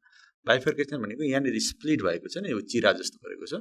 यो कुहिँदै यहाँसम्म पुगिसकेपछि सपोज यो रिजनमा पुगिसकेपछि के हुन्छ भन्दाखेरि अघिसम्म त यो एउटै प्लान्ट थियो. अब यो एउटा टुक्रा, यो अर्को टुक्रा हुन्छ. यसरी दुईटा टुक्राहरू निक्लिन्छन्. अब यो एउटा टुक्रा भयो अनि अर्को टुक्रा यो भयो. अनि योबाट नयाँ प्लान्ट बन्छ, यसबाट नयाँ प्लान्ट हुन्छ. These are called the fragments. यसलाई हामी फ्र्यागमेन्ट्स भन्छौँ. Now this fragments later on develop into new plant. So this method of reproduction is called fragmentation, where the thallus gives fragments by the death and decay of older parts. So this is the older parts. Older parts. This is the death of older parts. death of older parts and the fragments are formed. This death continues at the point of bifurcation. Okay, यो एउटा तरिका भयो fragmentation. So अर्को छ एडभेन्टिटियस branches भन्ने हुन्छ एउटा.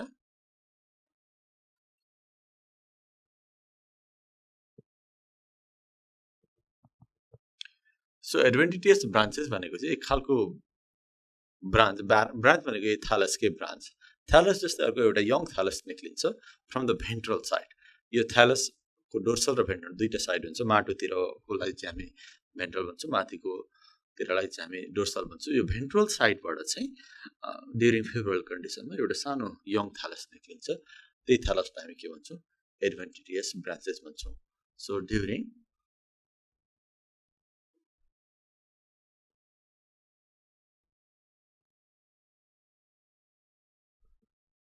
young thallus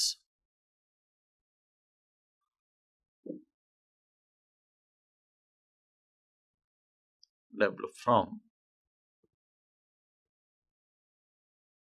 ventral side of main thallus. सुरुको एउटा जुन थ्यालस छ त्यसको मुनिपट्टिबाट अर्को एउटा यङ थ्यालस निक्लिन्छ. त्यसलाई एडभेन्टिटियस ब्रान्च भन्ने हो. त्यो थ्यालस अथवा त्यो ब्रान्च यो मेन थ्यालसबाट डिट्याच हुन्छ and develops into new marchantia. So next is by gemmae. यो गेमीबाट हुने रिप्रोडक्सन चाहिँ अलिकति इम्पोर्टेन्ट हुन्छ. So there are 3 methods but this method of reproduction is very common and this Markensia spreads or multiply very rapidly because of gamete. Gamete कहाँ हुन्छ मैले कुरा गरिसकेको छ. सो एकचोटि फेरि त्यो स्ट्रक्चरमा थोरै यहाँलाई बनाएर देखाइदिन्छु. सपोज यो एउटा Markensia भयो. Suppose you can see gamete. Gamete are the green cup-like structure along the dorsal side of the thallus. Along this midrib. यो midrib भयो. midribमा डोर्सल साइडपट्टि मिड्रिब हुन्छ. त्यो मिड्रिबमा चाहिँ थुप्रै ग्रीन कप जस्तो हुन्छ. त्यसलाई हामी गेम्मा कप भन्छौँ. यसको कुरा अघि मैले अलिकति गरिसकेको छ. यो कप भित्र गेमीहरू हुन्छ. जस्तो कि यहाँ त देखिँदैन. अब त्यो यहाँ भित्र मैले के हुन्छ भन्दाखेरि gemmae are found. This gemmae are found inside the gemma cup. That's why this cup like structure is called gemma cup. अब गेमी कस्तो हुन्छ भनेर हेर्नको लागि यो कपलाई हामीले यो थ्यालसलाई यस्तो तरिकाले काट्नु पर्यो कि भर्टिकल सेक्सन काट्नु पर्यो. त्यो काट्दाखेरि यो गेममा कप पनि काट्यो so that you can see gemmae. So we can see gemmae by the vertical sections of the thallus through gemma cup. अनि गेम्मा कप हुँदै त्यो थ्यालसलाई काट्यो भने अब गेमी कस्तो देखिन्छ भन्ने कुराहरू यहाँलाई म बताउँछु. सपोज यस्तो खालको स्ट्रक्चर आउँछ. You can C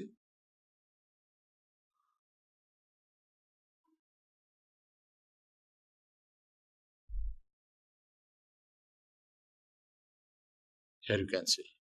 Let's suppose this is thallus. Thallus so your dorsal side भयो, यो के भयो ventral side भयो.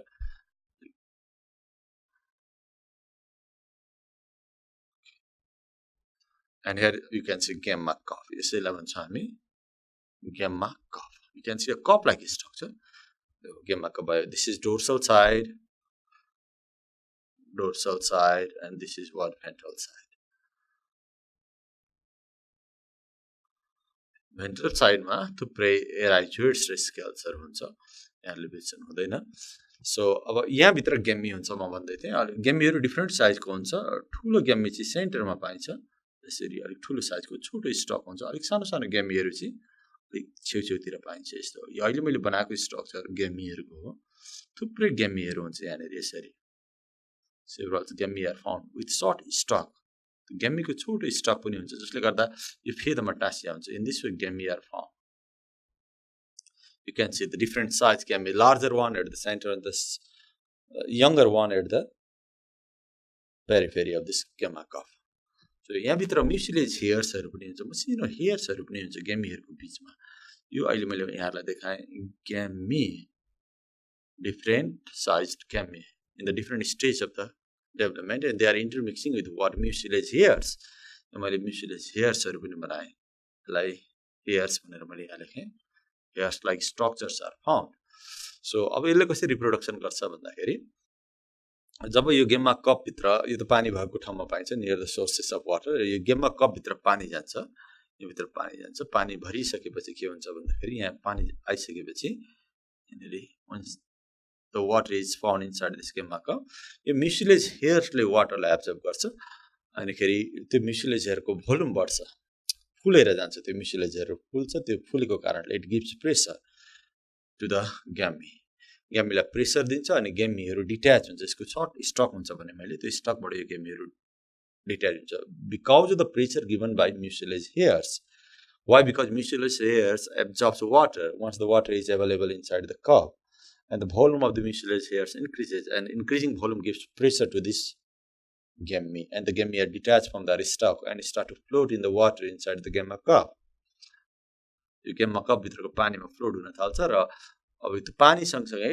They come out of this cup with the help of water so बाहिर निक्लिन्छ अनि they germinate and give rise to new Marchantia अब बाहिर निक्लिँदाखेरि तिनीहरूको स्ट्रक्चर कस्तो हुन्छ जब एउटा ग्यामीलाई ठुलो बनाएर हेऱ्यो भने एउटा ग्यामीको structure if is the single gemmae looks like this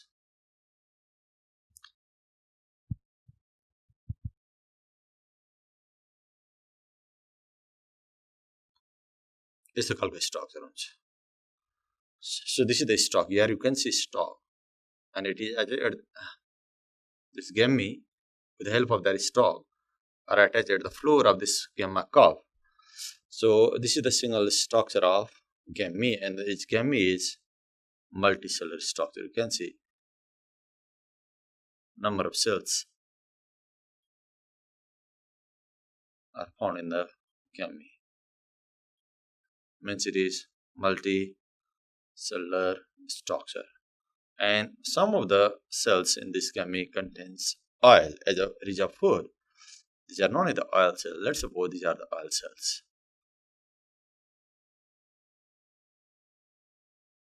Oil cell. Let's say these are also the oil cells. And some of the cells later on give rise to rhizoids. These are called rhizoidal cells. Let's suppose these are the rhizoidal cells. Rhizoidal cells gives rhizoids and oil cells functions is the stored food. And this is the stalk. यहाँ पनि stock हुन्छ त्यो stock बनाएको मैले so यस्तो खालको हुन्छ ग्यामी and this point which is constricted and forms a group like structure known as nodes यसलाई हामी नोड्स भन्छौँ नोड्स भनेको ग्रोइङ पोइन्ट मैले यहाँलाई अगाडि नै सम्झाइसकेको छ ग्रोइङ पोइन्ट बढ्ने ठाउँ भनेको यो दुईटा नोड छ यहाँ एउटा नोड यहाँ एउटा भित्र पसेको खाल्टो परेको ठाउँलाई चाहिँ हामी नोड्स भन्छौँ so this is the structure of single गेमी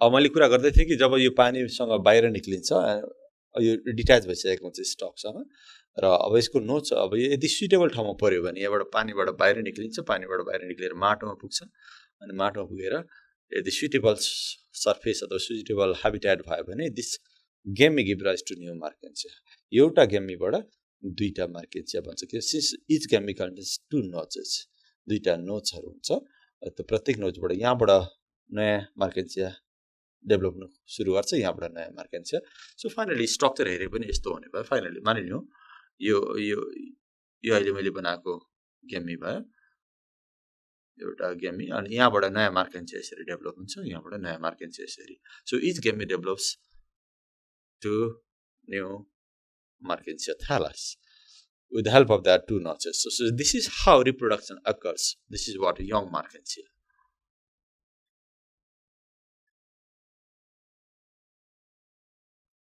So markensia एकदमै चाँडो spread हुन्छ अथवा multiply हुन्छ because of this type of the reproduction. Why? Because a single thallus contains a number of gamete and each number of gamma cup and each gamma cup contains a number of gamete and each gamete gives the thallus. That's why the method of reproduction is very quick by the help of gamete. So this पछाडि अर्को method छ sexual reproduction अहिलेसम्म मैले कुरा गरेँ vegetative reproduction one is by fragmentation another by adventitious branches and another by gamete. Now sexual reproduction अब म यहाँलाई सेक्सुअल रिप्रोडक्सन अफ मार्केन्सियाको बारेमा केही कुरा बताउँछु सो सेक्सुअल रिप्रोडक्सन भनेको अल्टरनेसन अफ जेनेरेसन भनेर बुझ्नुपर्ने हुन्छ कुनै पनि अर्गानिजमको यदि सेक्सुअल रिप्रोडक्सन हुन्छ भने त्यहाँ अल्टरनेसन अफ जेनेरेसन हुन्छ भनेर बुझ्नु पर्यो so if there is no sexual reproduction there is no alternation of generation so हामी सेक्सुअल रिप्रोडक्सन अथवा मार्केन्सियाको अल्टरनेसन अफ जेनेरेसनको बारेमा कुरा गर्न गइरहेको छौँ सो मार्केन्सिया भनेको सानो प्लान्ट हो एकदमै सानो प्लान्ट हो सो अराउन्ड 3 सेन्टिमिटर जति लामो हुन्छ सानो एकदमै पातलो प्लान्ट हुन्छ डोर्सोभेन्ट्रल फ्ल्याटेन अब त्यसमा सेक्सुअल रिप्रोडक्सन कसरी हुन्छ सो त्यो प्लान्ट सानो प्लान्ट भए पनि त्यो प्लान्टको मेल प्लान्ट र फिमेल प्लान्ट चाहिँ छुट्टै हुन्छ मेल मार्केन्सिया र फिमेल मार्केन्सिया छुट्टै छुट्टै प्लान्टहरू हुन्छन् एउटैमा मेल फिमेल हुँदैन त्यस्तो प्लान्टलाई हामी डायोसियस प्लान्ट भन्छौँ सो मार्केन्सिया इज डायोसियस एउटा कुरा हामीले बिर्सनु हुँदैन यो कुरा मार्केन्सिया इज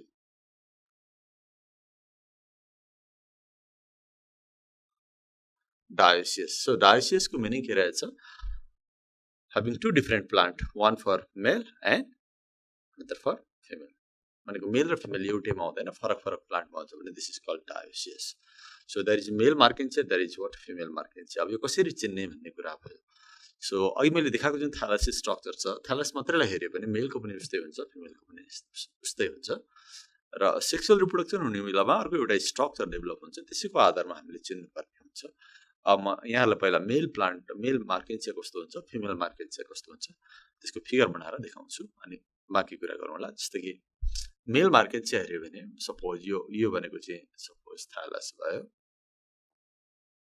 सपोज हामी देख्न सक्छौँ यो लाइन तान्ने भनेको मिट्री भयो यो नोजहरू भयो यसलाई हामी नोज भन्छौँ यो नोजबाट एउटा भर्टिकल अथवा इरेक्ट स्ट्रक्चर हामी यस्तो निक्लेको देख्छौँ यसबाट पनि निक्लेको हुनसक्छ मैले एउटा मात्रै बनाएँ नोजबाट एउटा vertical stalk like structures is seen at the time of sexual reproduction हुने बेलामा मात्रै यस्तो देखिन्छ अदरवाइज जतिखेर पायो मार्केन्सिया भेट्ने बित्तिकै यस्तो स्ट्रक्चर हुनैपर्छ भन्ने हुँदैन यो नभइकन थ्यालस मात्रै पनि हुनसक्छ but at the time of sexual reproduction node produces this vertical stalk like structure यदि यो मेल प्लान्ट हो भने मेल मार्केन्सिया हो भने सपोज मेल लेट सपोज मार्केन्सियाकै कुरा गरौँ मार्केन्सियालाई मेल प्लान्ट भनेर बनाउने हो भने यसको माथि एउटा कप लाइक स्ट्रक्चर यस्तो खालको कप अर डिक सेपको स्ट्रक्चर यहाँ हामी देख्छौँ यस्तो खालको अब यहाँबाट पनि निक्लेको हुनसक्छ यदि यस्तो खालको स्ट्रक्चर निक्ल्यो भने यो चाहिँ मेल मार्केन्सिया वा कप अर डिक सेप यसलाई भन्छ रेसेप्टेकल यस्तो रेसेप्टेकल निक्ल्यो भने त्यसलाई भन्छ मेल मार्केन्सिया अनि यो स्टक जसको माथि त्यो मेलको रेसेप्टेकल अथवा कप लाइक डिक सेप मेल रेसेप्टेकल निक्लेको छ त्यो स्टकलाई भन्छ एन्थेरिडियोफोर्स भन्छ so in this way the nose produce antheridiophore and antheridiophore produce a cup shape or the dick shape receptacle or the male receptacle. So male receptacle is cup shape or dick shape with slightly lobe structure. हल्का lobe जस्तो हुन्छ अलिक यस्तो यस्तो शेपको हुन्छ माथितिर फर्केको slightly अलिअलि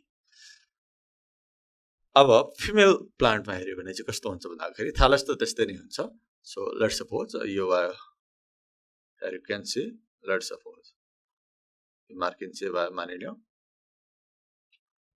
यो मेटी भयो यसको पनि यो नोज भयो लेट्स सपोज नोजबाट निक्लिन्छ यस्तो स्टकलाई यो नोज भयो this is also the nose gives here also a vertical hyphae भनेको vertical stalk like structure is produced यहाँ पनि यो फिमेल प्लान्ट हो भने vertical stalk लाई हामी भन्छौँ आर्किगोनियोफोर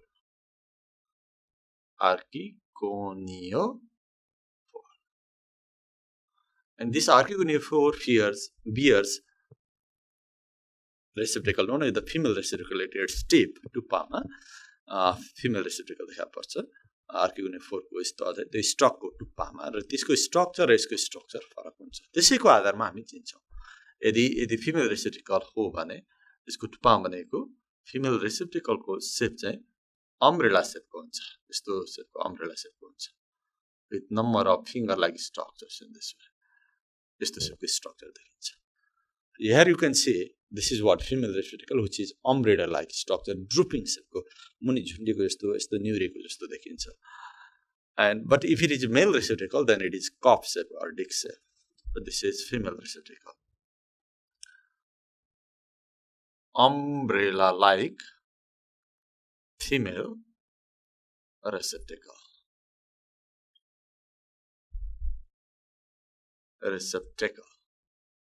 So in this way, there are two different types of Plantae which can be easily distinguished based on their morphology, especially the morphology of the receptacle. If you see the male receptacle, male plant, and the receptacle is male receptacle, it is cup shape or dick shape, and if it is female plant, the receptacle is umbrella-like and the drooping structure. And you can see finger-like structure, number of finger-like structure known as ray. रेहरू हुन्छ, थुप्रै रेहरू देखिन्छ. Such ray are absent here. This is how Merkinsia is dioecious with male and female plant. अब this receptacle भन्नाले के बुझ्नुपर्छ भन्दाखेरि receptacle is not the sex organs, it's not the male sex organs, but this, if it is male receptacle, then it contains male sex organ inside it. You आफै sex organ हैन, यो त receptacle मात्रै हो. Receptacle are the structure that bears sex organ inside it. Since it is a male plant and it is male receptacle and it bears male sex organ inside it, यो आफै male sex organ यहाँ भित्र हुन्छ. Likewise, so this is the female receptacle and this is not sex organs.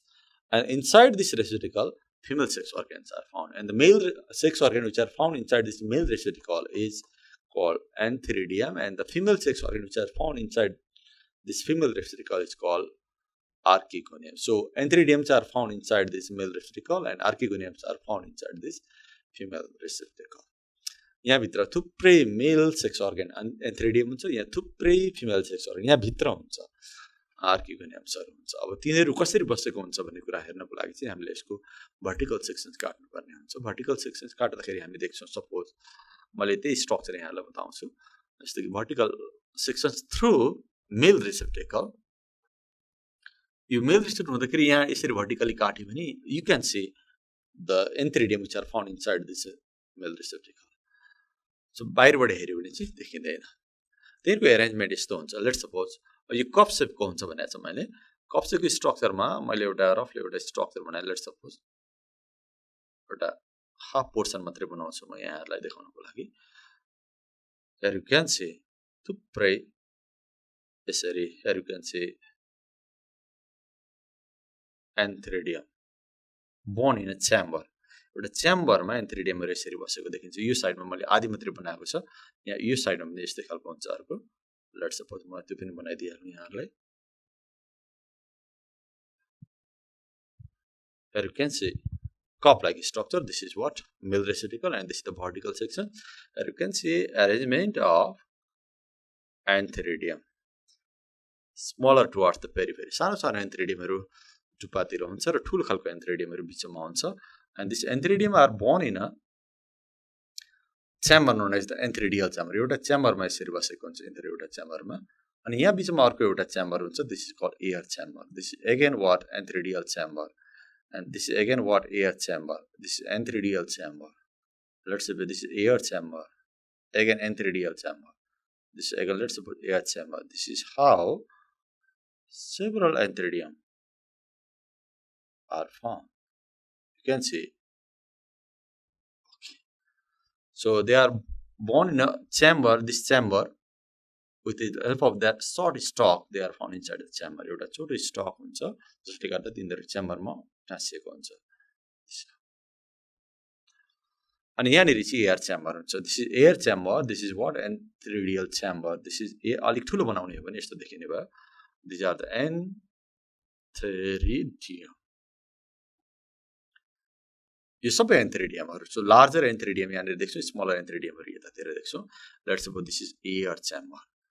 Air chamber. So थुप्रै झन्डै 8 to 12 antheridia are found on the dorsal side of this what male receptacle. The whole structure is what male receptacle. यो सबै चाहिँ male receptacle भयो. Suppose here you can see This is male receptacle. Okay. अब यसलाई अलिकति ठुलो बनाएर हेर्ने हो भने you can see the structure like this. एउटा एन्थ्रिडियमलाई ठुलो बनाएर हेर्ने हो भने यस्तो खालको शेपको एन्थ्रिडियमहरु हुन्छ. More or less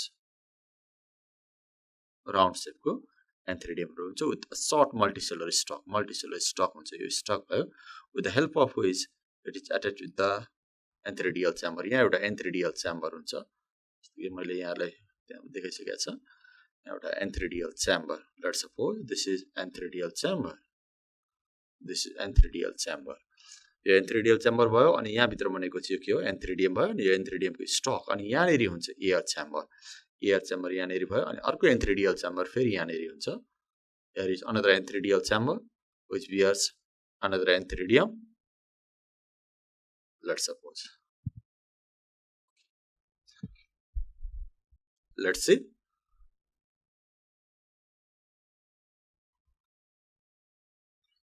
And here you can see air chamber. Air chamber पनि एउटा सानो ओपनिङ हुन्छ. एयर पोर हुन्छ. एन्थ्रिडियम को टुप्पामा पनि एउटा एन्थ्रिडियल chamber को टुप्पामा पनि एउटा सानो पोर हुन्छ. त्यसलाई ओस्टियोल भन्छ. This opening is known as ostiole. This is what antheridial chamber. Let's suppose this is antheridial chamber and this antheridial chamber bears antheridium inside it. So this is antheridium and this is what antheridial chamber and this is the stalk of antheridium. मैले अलिकति portion suppose this portion is magnified. Suppose यो portion लाई बाहिर निकालेर बनाएको. Here you can see ostiole is the opening of this antheridial chamber. Antheridial chamber. And this is what antheridium. यो antheridium भयो. Antheridium मा हेर्यो भने बाहिरपट्टि एउटा single layered jacket हुन्छ. यसको antheridium भनेको male sex organ is called antheridium. Antheridium को बाहिरपट्टि single layered jacket हुन्छ. You can see jacket. Jacket means covering हुन्छ. Covering of antheridium known as antheridial jacket which is single layer. अनि यहाँ भित्र भएको सेलहरुलाई चाहिँ हामी एन्ड्रोसाइट सेल्सहरु भन्छौं. Androcytes मैले यसरी बनाए. Let's suppose all these cells represent what androcytes are. Or antheridial mother cell पनि भन्न सक्छौं. Okay, let's suppose. Antheridium is multicellular structure having stalk, single layer jacket, and the cells inside this antheridium is called androcyte cells. Androcytes. Androcytes. Androcytes.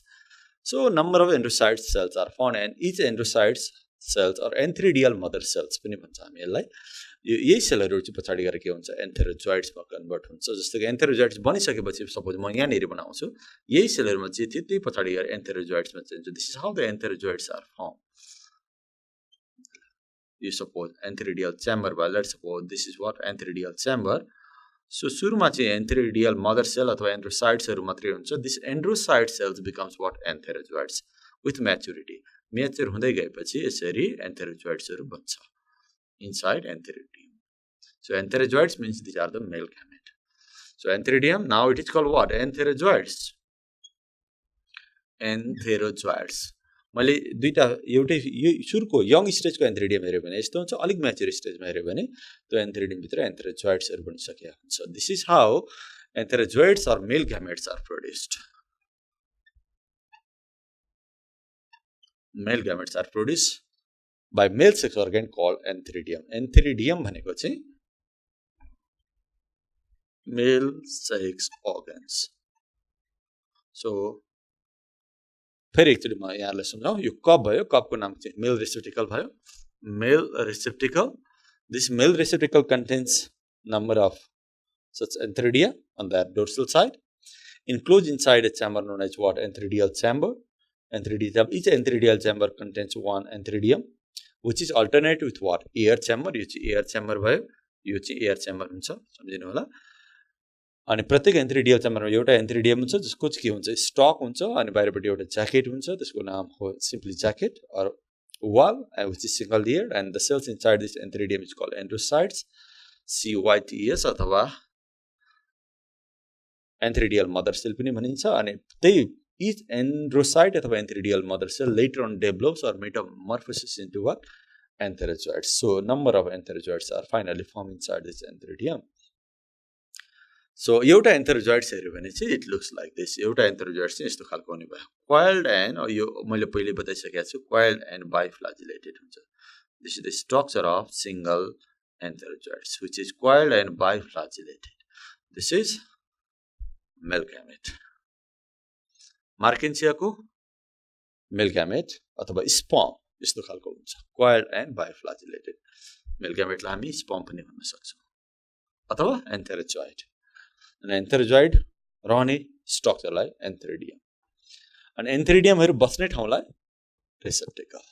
Male. So this is what VS of, you can see VS of what? What is this? Male receptacle. This is the male receptacle, VS entheridium, entheridium VS, entherozoids, and entherozoids is coiled and biflagellated.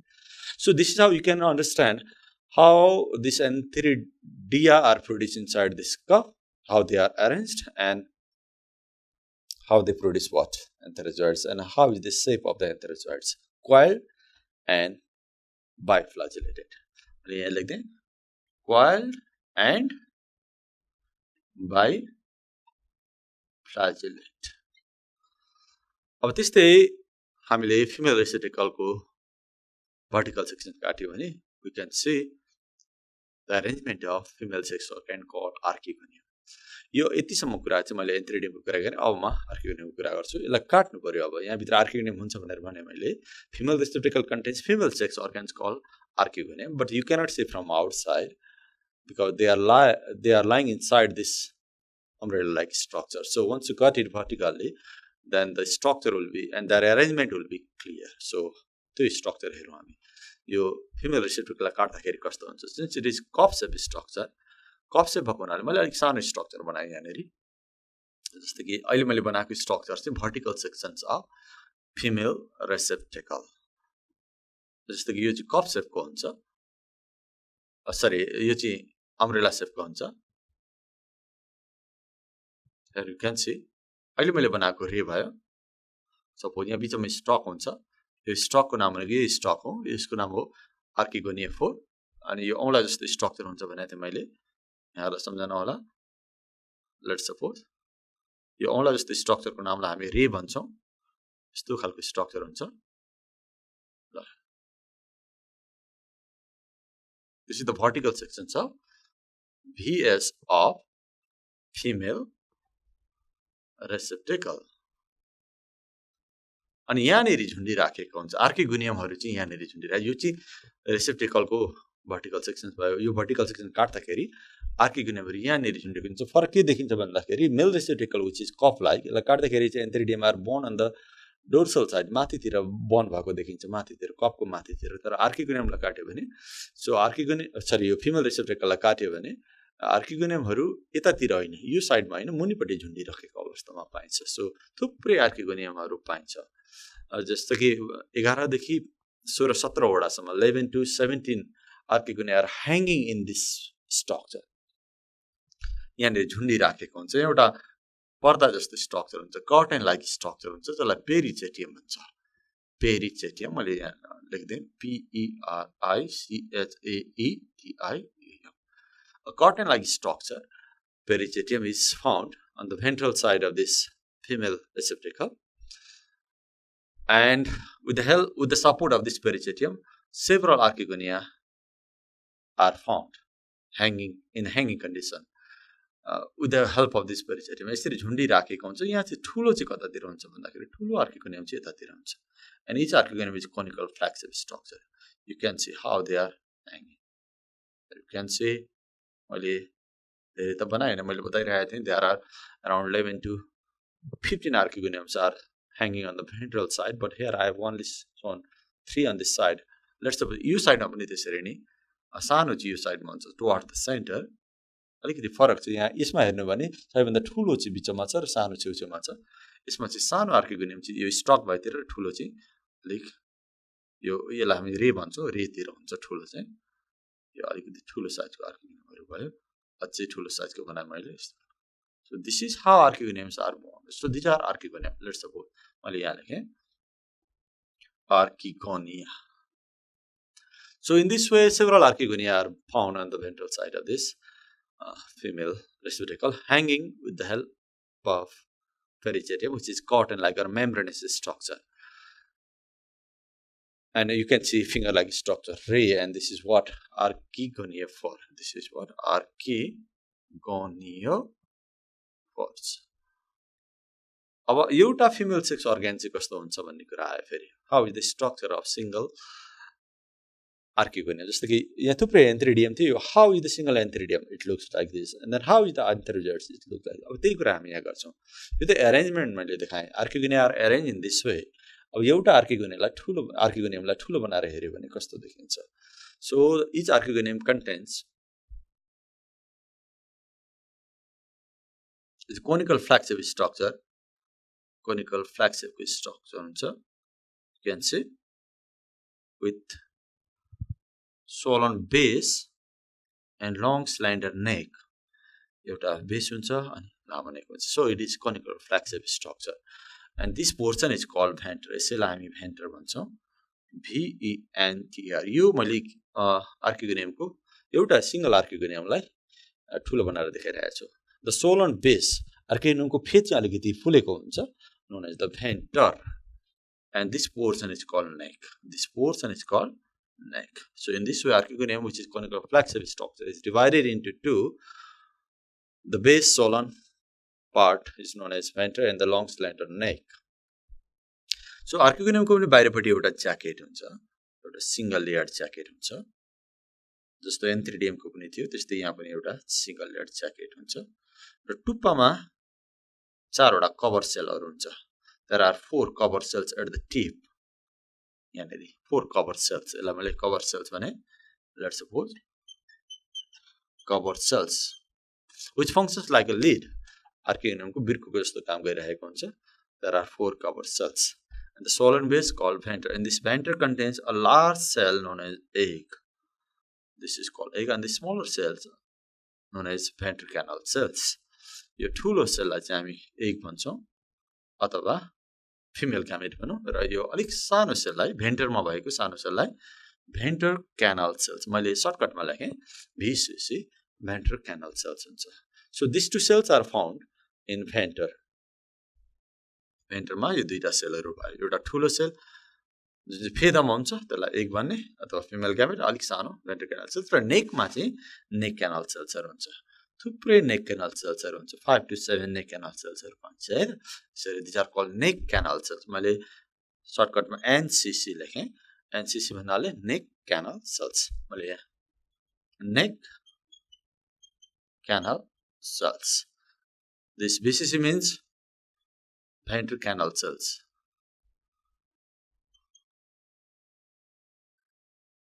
मैले full form लेखिदिएको छ.